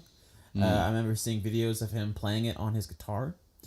He had a really, really, really pretty purple PRS guitar. And it's a PLS. yeah. I'm just kidding. Also, something about this album, I enjoyed this album. You know, Okay. even today. It kind of, I don't think it was the birth of it, but it made me more aware of their softer side with Vermilion and Vermilion Part 2. Yeah. Especially Vermilion Part 2. Wait, which one's a heavy one and which one's a soft one? The first one, the Vermilion, is the heavier one. I like that one. Yeah, but even still, it has kind of a more toned down vibe, Yeah. more put together rock song than their chaotic stuff that they had in the past. Like it had a lot of energy to it, but I think there's a Vermilion Part 3 too, isn't there? there is a remix of Vermilion on the following album. Okay. Yeah. Okay. But no, the Vermilion is the one with the keyboards, the bum bum bum bum. Yeah.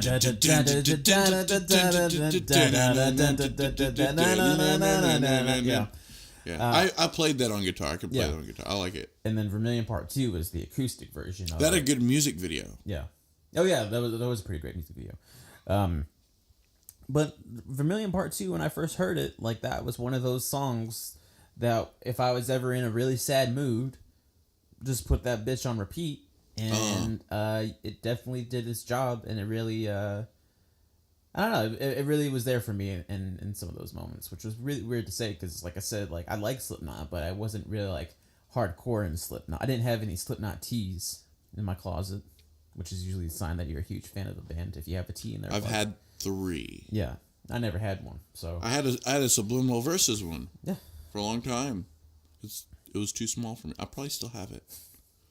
I want to say I still have it. Dude, I still fucking have it. right. This was high school. Yeah. Yeah, man. I'd have to say Vermilion was probably my favorite. Or the Pulse of the Maggots. The Maggots, that's their name for their fans. Their fans. Yeah, they're maggots. I think it's rude. But you know what? They I'm going to call myself a fan. I'm not going to call myself a maggot because maggots are fucking gross. They accept it though, man. They take it as like a badge of honor. You know what? I'm a fan. You can take that or leave it. Right. God damn it. If you want to call me a maggot and not a fan, well, no, thank you. Okay. That's all I actually have to say about this album. No, yeah, no. Like, I liked it, and I totally agree that this was like the moment for them. Like whenever they blew up Publicly, yeah. Yeah. They were already on their way before. If you look at some of their shows that they were playing before, they were already playing huge gigs, and as you know, they already were well known for being that band. You know, the masks and the craziness and all that stuff like that. But yeah, this made them more. You would see them on MTV with this album. Yeah, they probably got 94.5 The Buzz on this album. More than likely, yeah. All right, so 2008, All Hope Is Gone. All Hope Is Gone for a good album, if you know what I mean. I'd take you didn't like this album then. No, I didn't. Obviously saw my opinion. What is it that did it? Was it because it never hit me? Yeah. Like I listened to it, I didn't like it. I kept listening to it, I didn't like it. I can't put it in words. Maybe I don't remember when I first listened to it, and so maybe I was in a bad place. Maybe I just wasn't jamming metal at that point because I was kind of a hippie then. You know, This is what Sulfur What year was this again? 8. Okay. Sulfur, I like. I don't like Dead Memories. Psychosocial, I don't really like. Gematria, The Killing Name, I like that one. What if God doesn't care? That was good. Have you ever heard the? I don't like Snuff. You don't like Snuff? Snuff's a great song. Gehenna, I think I like, but I don't remember what it sounds like. Did you ever hear the mashup between Psychosocial and Baby by Justin Bieber? I don't even know what beaver is. What's a beaver? No, I have not. We'll listen to that in a little bit, but That's not your song? No, that's not my song. At one point, it probably would have been, because much like when I heard 50 Cent in the Club meshed with Closer by 9 Inch Nails. That was so good. That was probably the best mashup I've ever heard. Well, okay, when I first heard it, my first reaction was like, this totally works. Oh, yeah. And when I heard Biebs and Psychosocial, it kind of worked. You know what I mean? But that's just because I like different music than you, obviously. Right. Psychosocial was mixed with a lot of different stuff. I've heard mashups of it. Probably not that one, but I've heard them use it quite a bit, Psychosocial, for some reason. Yeah. You just got a good BPM, you know? It's on 120. I really, really like Snuff. Like, I like how it's just, like, really, really, like, chill. I watched the music video today. Yeah. Kind of a sad song, but I'm okay with that. I am totally okay, and this is just my personality that's saying this, but, like, I'm totally okay when Slipknot does this. Whenever they stray away from their chaos and all their heavy stuff, and they branch off and they do something weird. Like, Dead Memories isn't the greatest song, but I like that they went for it and that they try to do something different. Yeah, because that was kind of a more poppier, kind of clean song. Yeah. And I could say the same thing about maybe some songs on the previous album, but like I like knowing that a band takes that chance. Yeah. And who knows if it's totally like a Corey Taylor led thing, because like, seems like it. If that's the case, you know, I want to say that Snuff in the music video, he was in it without a mask. Mm-hmm. Like, I know that Dead Memories, they have all their masks down and all you see is the mask, but they're not wearing them. Mm-hmm. And that was a fucking cool idea. Yeah. I like that. Especially kind of for the song Dead Memories. Mm-hmm. But Snuff is like just Corey Taylor and this chick in the fucking music video. Mm-hmm. I just get this vibe that they were certainly going in another direction. Mm-hmm. It was like, save that shit for Stone Sour, man. I mean, that's my opinion. Obviously, I didn't like the song, but I don't really like slow songs that much like that. Mm-hmm. Like, I'm very specific with slow songs. Mm-hmm. So, I mean, there could be a whole lot of bias or whatever on that. Mm-hmm. I'm not saying it's a shitty song. I'm saying I didn't dig it. Right. And this is the one that also had the Vermilion Part 2 Bloodstone mix on it, which is another version of that song. That's what it is. Yeah. So it wasn't a part 3. No, it was just like a remix. Yeah. I liked that one. Yeah. There's something about like some sort of background sound that I dug. For sure. The only other song on here that I think about is the last song on the album, Till We Die. And only because we talked earlier about Paul Gray passing away.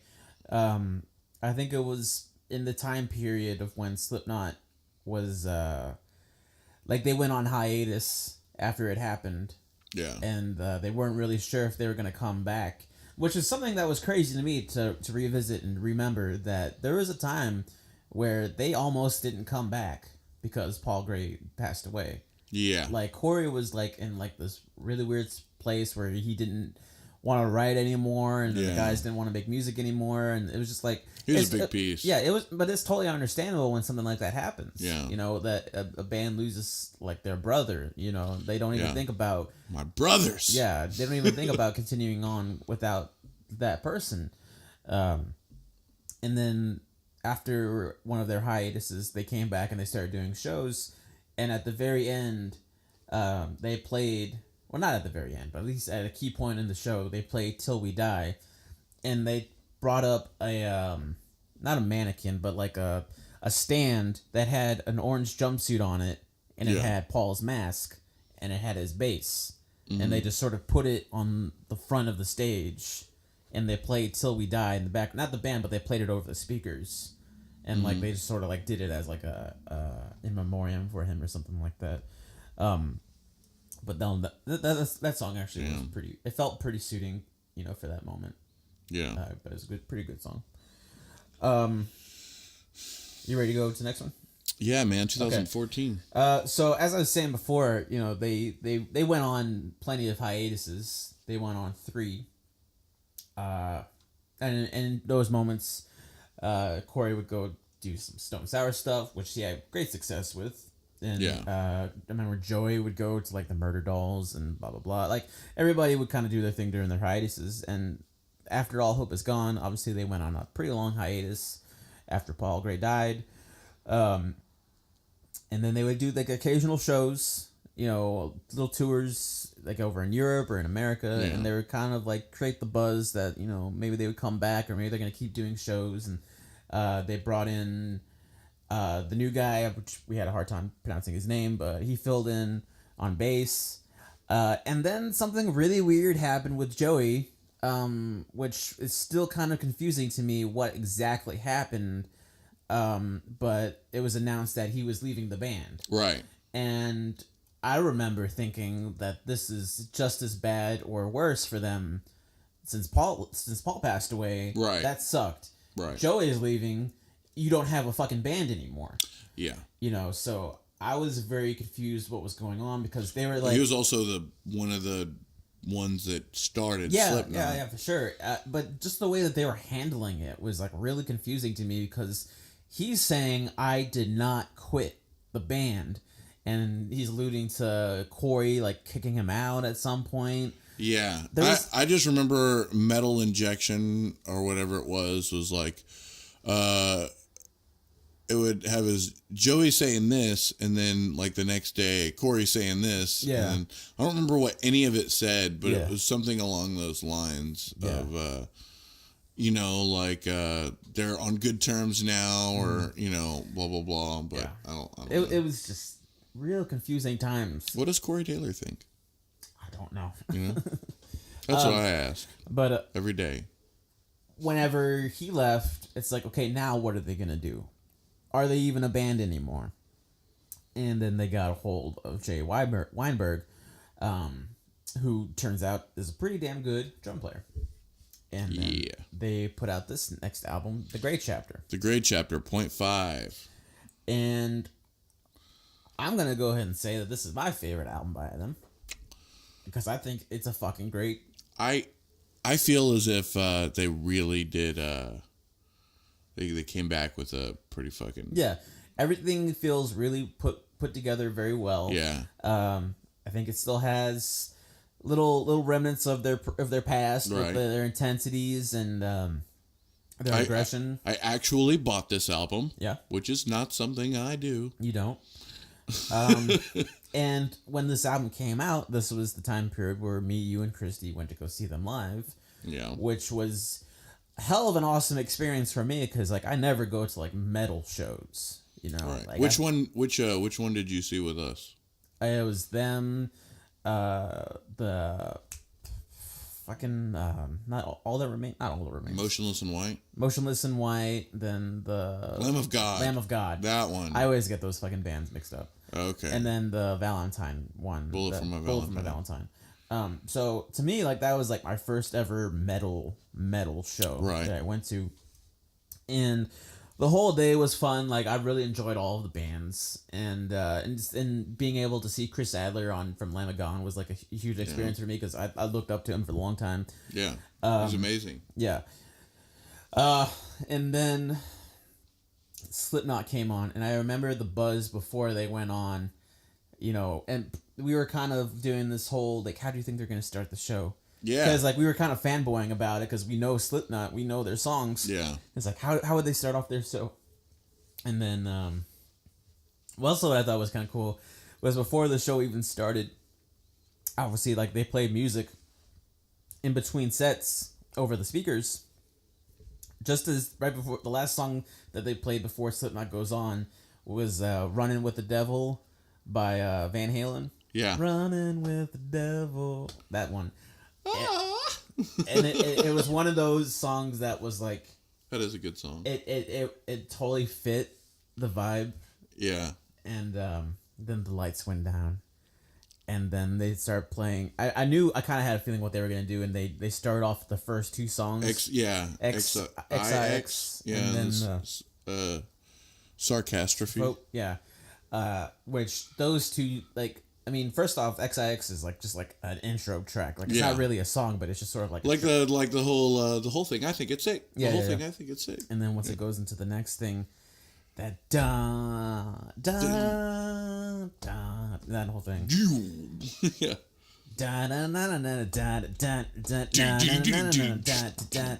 Yeah, no, it's fucking.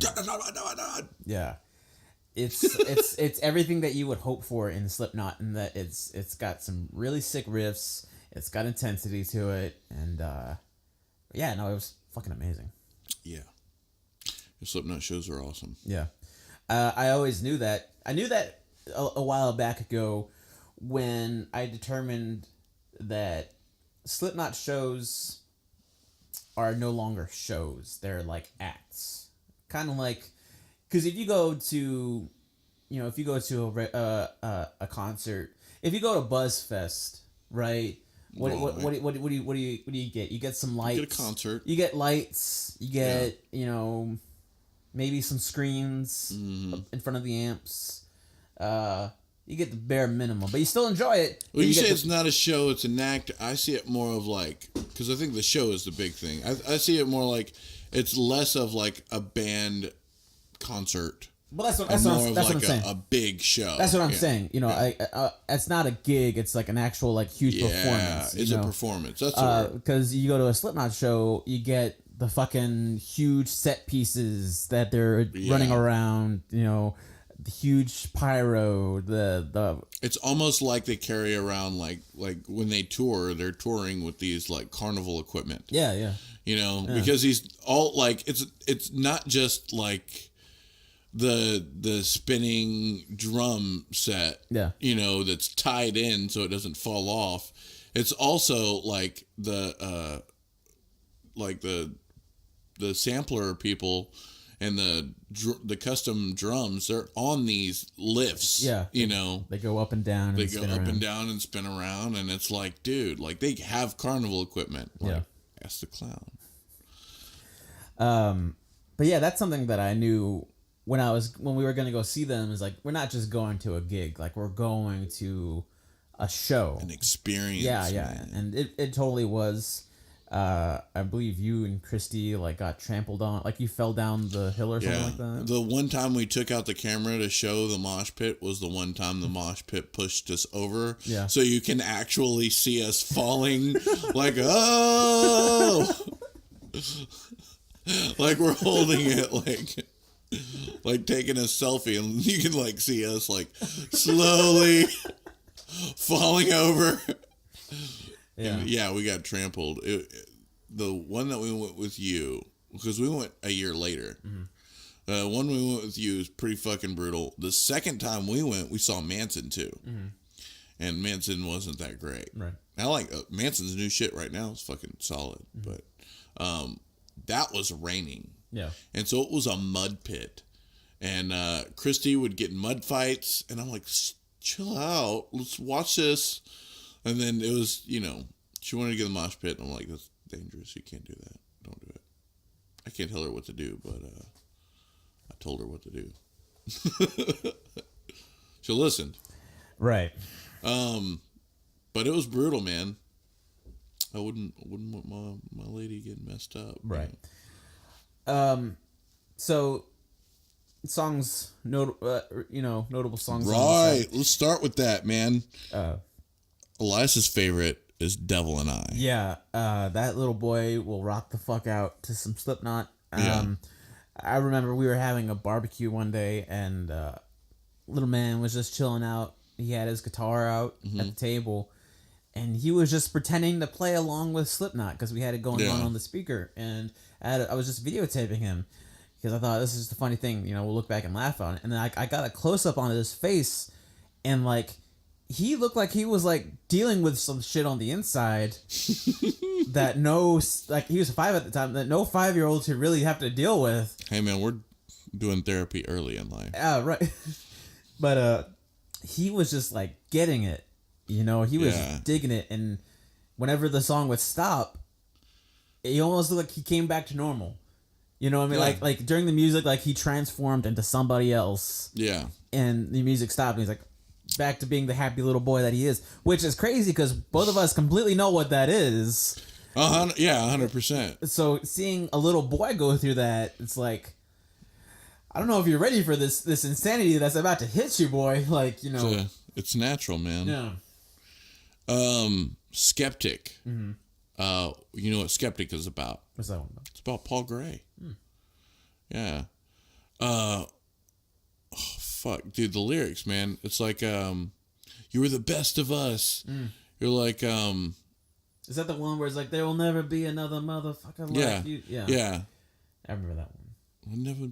The world will never know a man as amazing as you. The world will never see it. Yeah. That was a good one. Yeah. It hits you in the heart, especially when you first hear it and you have no idea. You're like, oh, that's sweet. Yeah. Turn all your angry music into, a not angry, hate-filled song. Right. And I knew Skeptic. when I was looking at the before I even listened to the CD or the album in general, I was looking at the song names and I saw there was a song called Goodbye. I was like, I knew they were gonna address, Paul Gray in some way. Oh, I never listened to that thinking about that. Yeah. I just knew that in some way, there's no way that they couldn't address it or at least talk about it because this was such a huge thing. I have a feeling, that's kind of the grade chapter. Yeah. Of course. It's like, I think that it all in some way probably has to do with him, Leech or Lech? Lech. Leche. That's the one. I know what Judas wept, motherfucker. That's a fun one, dude. That is, because, to me, it sounds... I'm so excited about this part. This song specifically, there's this energy to the song, where it sounds like, in my head, I've got this lift with all these drums and stuff, and it sounds like glasses, rumbling on top of the thing that they're playing on. Because it's like that, it's a sound that I will not be able to mimic. But if you listen to it at the very beginning, I know a Judas Whip motherfucker, dun dun digga digga digga dun dun dun. Yeah. That sound is it's so natural, whatever it is. It's like an organic sound that's just happening, they sampled. Yeah. And it sounds like something's about to break. Yeah. It's such a good that's a good energy song. Oh, for sure. But then it cuts off for a second, and then the drums are just doing this doo doo. Yeah. And then it da da yeah. That's fun. It's a good one. Yeah. For me though, my song is gonna be off of this album. Oh yeah? Do you know which one it is? It doesn't matter. I'm gonna guess. Can I guess? Go for it. Custer. Of course. This I'm not even lying. When I heard this song for the first time, first off, I was I like the thing that they do in the beginning where they're trying to explain the song. It's like da da da da da da da da da da. And then it goes into it. It's a little behind the scene kind of thing that they were let's put that I like in when there. they add shit in that. Kind of like the give us a scream, Corey, and then that whole thing. Fuck these nuts. Yeah. But I remember the song and I really enjoyed it. But the chorus, the cut me up, fuck me up, that whole thing, something about that, it took me back to just this brutal, bloody, but kind of sexy in a way. Just something about it just really stuck with me. And, Sweet as Kill kind of thing. Huh? Yeah, kind of like that. So it's one of the songs that I can't play for Elias. What? I always skip it. Custer? This one. Yeah. Why? Yeah. Cut me up and fuck me up. I don't know, man. Some of the scary movies that kid's seen, he knows what's up. He knows. Yeah, but there's a difference between knowing what's up and then just come putting it in his face. He's an early bloomer. He knows what's going on. Oh yeah, but yeah, let's go ahead and jam this one. All right. Custer by Slipknot. I have this one.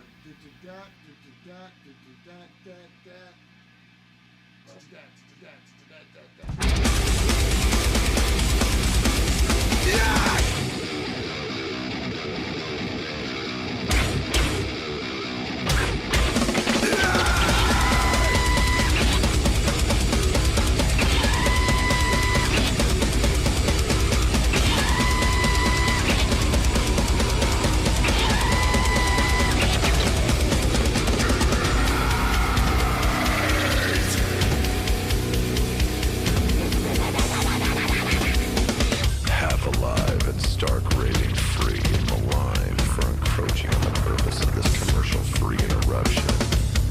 Due to the prolific nature of this statement, listener aggression is advised. It strikes whenever I see a gun. I think about just how petty you are, and it blows my fucking mind. Yeah, it blows my fucking mind. These days, I never seem to get enough. I'm tired of this shit. I wanna go home. Don't waste my fucking time. Don't waste my fucking time. Because anything exceptional gets squashed by common people with jealousy and ignorance and all that common impulse. This planet isn't special. Collections made of clay. I'm waiting for the punishment. I know it's on my way.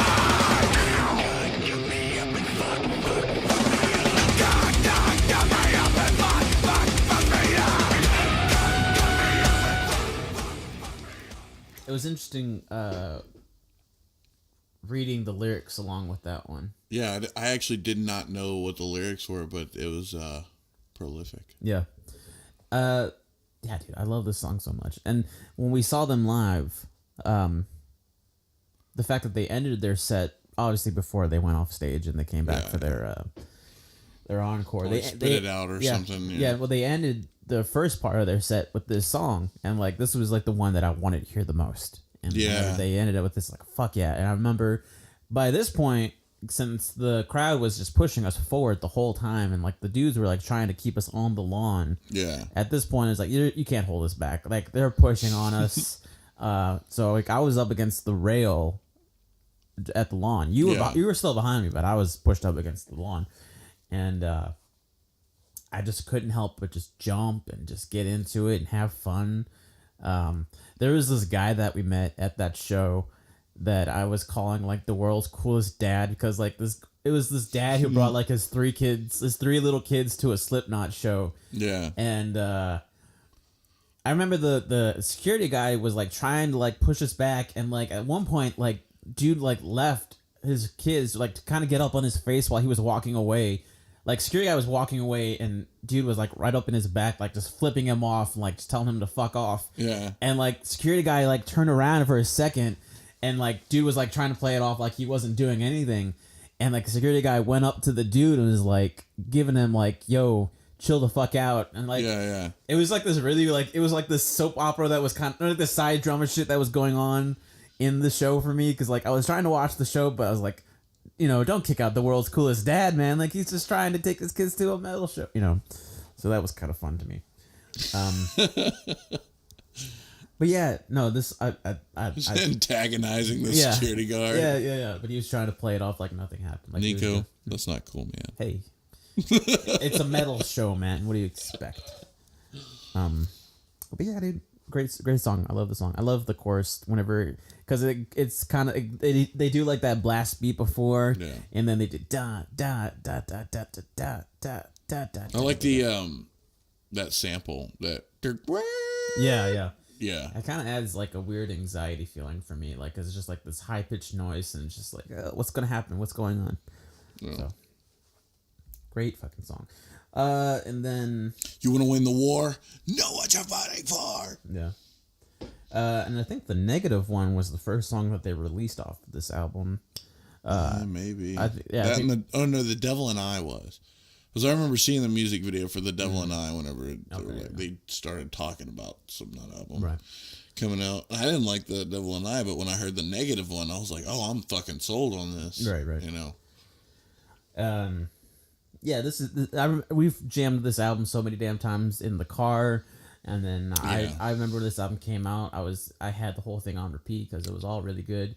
Christy likes this album. No, obviously Elias likes it. She's a hard one to please, so she likes very specific. I mean, not real specific music, but she likes what she likes. Yeah, She doesn't like analyze it like we fucking do. Right. You know. We look for the formula of the of what we like. Yeah. Still good stuff though. Oh yeah. Nomadic. Oh yeah. Fuck. No. Nomadic had that drum beat to it that was just fucking amazing. Man, Do it. I don't remember. I just know that it was Nomadic. It Okay. was track number 9 specifically. I remember, but it had a fucking drum beat to it that I fucking liked. I think Goodbye started dun dun dun dun dun dun. Like, you know what I mean? Yeah. So Goodbye, at the very ending of Goodbye, had that drum beat just out of nowhere, and then it goes into Nomadic, which is that drum beat.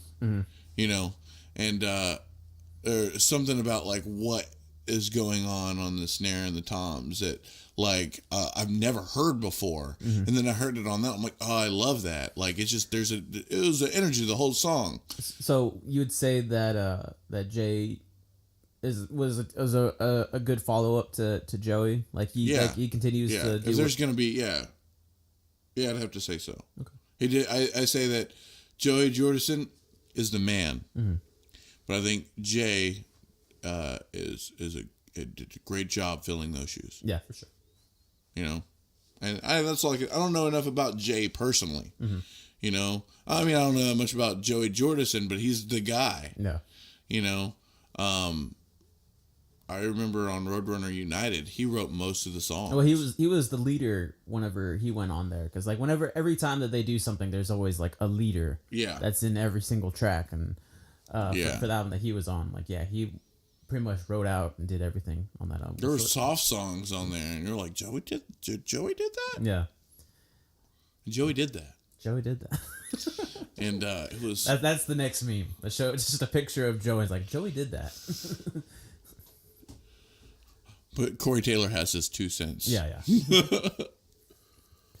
Yeah. I'd say something to check out is Corey Taylor's interview on The Nerdist, if you listen to podcasts, which all of you guys probably listen to podcasts if you're listening to this. Or we're your only podcast that you listen to. Which is fine. We have a Patreon account. You should... yeah, listen to that, Corey Taylor. Yeah. On, he doesn't talk The about like Nerdist. ghosts or some shit. Ghost? Paranormal shit? Yeah. I don't know. I know he talks a lot about comic books. Corey Taylor's a nerd. Yeah, he is, but I think he did something. I don't know if it was on Nerdist or if it was on Adam Carolla. It might have been on Adam Carolla. I didn't know he was on Adam Carolla. I think he was, but he was telling like some ghost stories about how he saw ghosts sometime, like some pretty weird shit. So Corey Taylor, you're full of shit, man. I'm just kidding. But I guess that sort of wraps it up as far as what they've put out. They just put out like a live album. Oh, like, yeah. a few days ago. Something of Guisano? Yeah, Guisano? Day of Guisano. Day of Guisano. I think they did it in Mexico or something like that because there's a lot of like Mexican flags associated with their imagery. But yeah, their live albums are really fun. Yeah. They give no justice to seeing them live because you see them live, you get a whole nother dynamic. But hearing them live and it's just as fun, you know. And I'll listen to some audio footage of because it's on Spotify. Yeah, Dave Guisano is on Spotify, so listen to a little bit of that, and it's almost about the same setup as both of the shows that I went to. They started them all off the same. Yeah, you know, which you can see why. You got a formula, it's working. Yeah, you know, there's a certain way you got to go about that set list, but I have to say, seeing them live is different. It's a big fucking stage. You know, they're moving around, they're running around. It's full energy, you know. I remember one of the guys threw up in his mask or whatever a while back. And it was like, he went back on and fucking played, you know. So, do you know that comedian, Brian Posehn? Have you heard... I don't know what album it's on, but he's talking about whenever he did the roast of Corey Taylor. Yeah. Did you hear that? Yeah. I don't remember it, but if you do, then... So yeah, basically, and it'll be ripping off Brian Posehn, but hopefully it'll encourage you guys to check it out. So basically, he does these roasts, and Brian Posehn's a comedian, and he's very brutal in his comedy. And so, in his nature, I mean, when you do a roast, you've got to say some brutal shit. That's what a roast is, offensive. And, But it's supposed to come from a loving place. Right. Only like your friends roast you. Like if somebody you don't know roasts you, it's like, hey, what's that supposed to mean? It kind of goes somewhere. Right. That's true. But see, the thing is with comedians, they'll roast somebody the day after they die. Mm-hmm. There's nothing to it. Yeah. There's no, I mean, that's just what it is. You'd rather laugh than feel grief. You know what I mean? Mm-hmm. But that doesn't work the same in the metal community. Mm-hmm. And so, he says, hey, clown, so are you the one that died? And there's like no laughter at all. And he I don't know what clown said to it. He was like, maybe you should have been. And it didn't really, it wasn't a good joke on many different ways. Yeah. But he so he left, and somebody, one of his friends afterwards, he was like, so how did those jokes go off? How did they play? It's like, yeah, they didn't work at all. Mm-hmm. They didn't play out too well. It was like, was Clown, was he mad? Mm-hmm. He was like, no, Clown wasn't mad. Clown was sad. It's like, I don't want to make Clown sad. So, I mean, it's a little funny, mm-hmm. But, the death of, one of the members is pretty fucking sad. Yeah. Fucked up. For sure. Fucked up to joke about. Yeah, comedians work differently, man. They sure do. Different headspace. Sure do. But, I guess we can go ahead and start to wrap it up. Because this is pretty much... The last that I heard about Slipknot was that Clown and Jim are starting to get together to work on music. So I don't know what all that means, what if something's going to be coming out soon or later. Yeah. But last I read that they both talked about getting together to work on music. So who knows? I'd say whether you like metal or not, go see a Slipknot show. Yeah. Slipknot shows are great. Be aware of where a mosh pit might pop up. Yeah. Because they're pretty brutal. If you listen to these songs, they're gonna get pretty heavy. They're gonna get dangerous. Definitely be in a safe place if it's your first time. Yeah. Or unless you want to make the most of the experience and jump in and have a good time. But you'll you'll have a good time. Yeah, for sure. Yeah, whether you like them or not, you'll develop a love for them. Or you'll just feel like you wasted some of your money. I don't think it'll happen.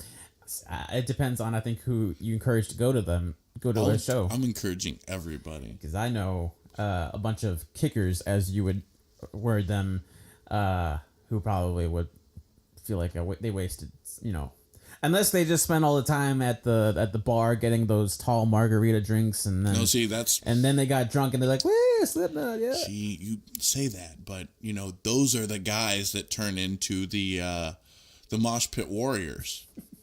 Okay. I mean, think about it. Mm-hmm. Those are the Avenged Sevenfold guys. The dude bros that are all jacked up on Monster energy drinks. Right. Red Bull. Yeah.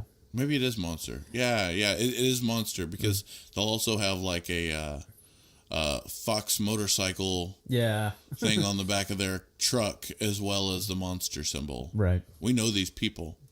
A little too well. We're from white trash land. Sure. But is there anything else you want to say about Slipknot? Yeah, it's a good band. Yeah, I agree. I'm glad that we were able to do this one. I'm glad that the fans voted for them. I had a feeling that they would. Not dissing any of the other choices, because obviously we're gonna do a typo show someday. Maybe someday we'll do a Gore show, and maybe someday we'll do a Ghost show. But I knew that when we made this a selection, that a lot of people would really want us to talk about these guys, and that they're such a very well known, popular band that why the hell not? Yeah. So really glad that we got to do this. Okay. All right. I'd like to give some shout outs. Okay, go. We got Alex Votter. Thank you for your donation. Got Ran K. Thank you so much for your donation. And Unanimous. Unanimous Anonymous. Anonymous Unanimous. Yes. Whoever you are. Whoever you happen to be. Thank you. Thank you so much. But yeah, awesome. Until next time, guys, good night, goodbye, and good luck.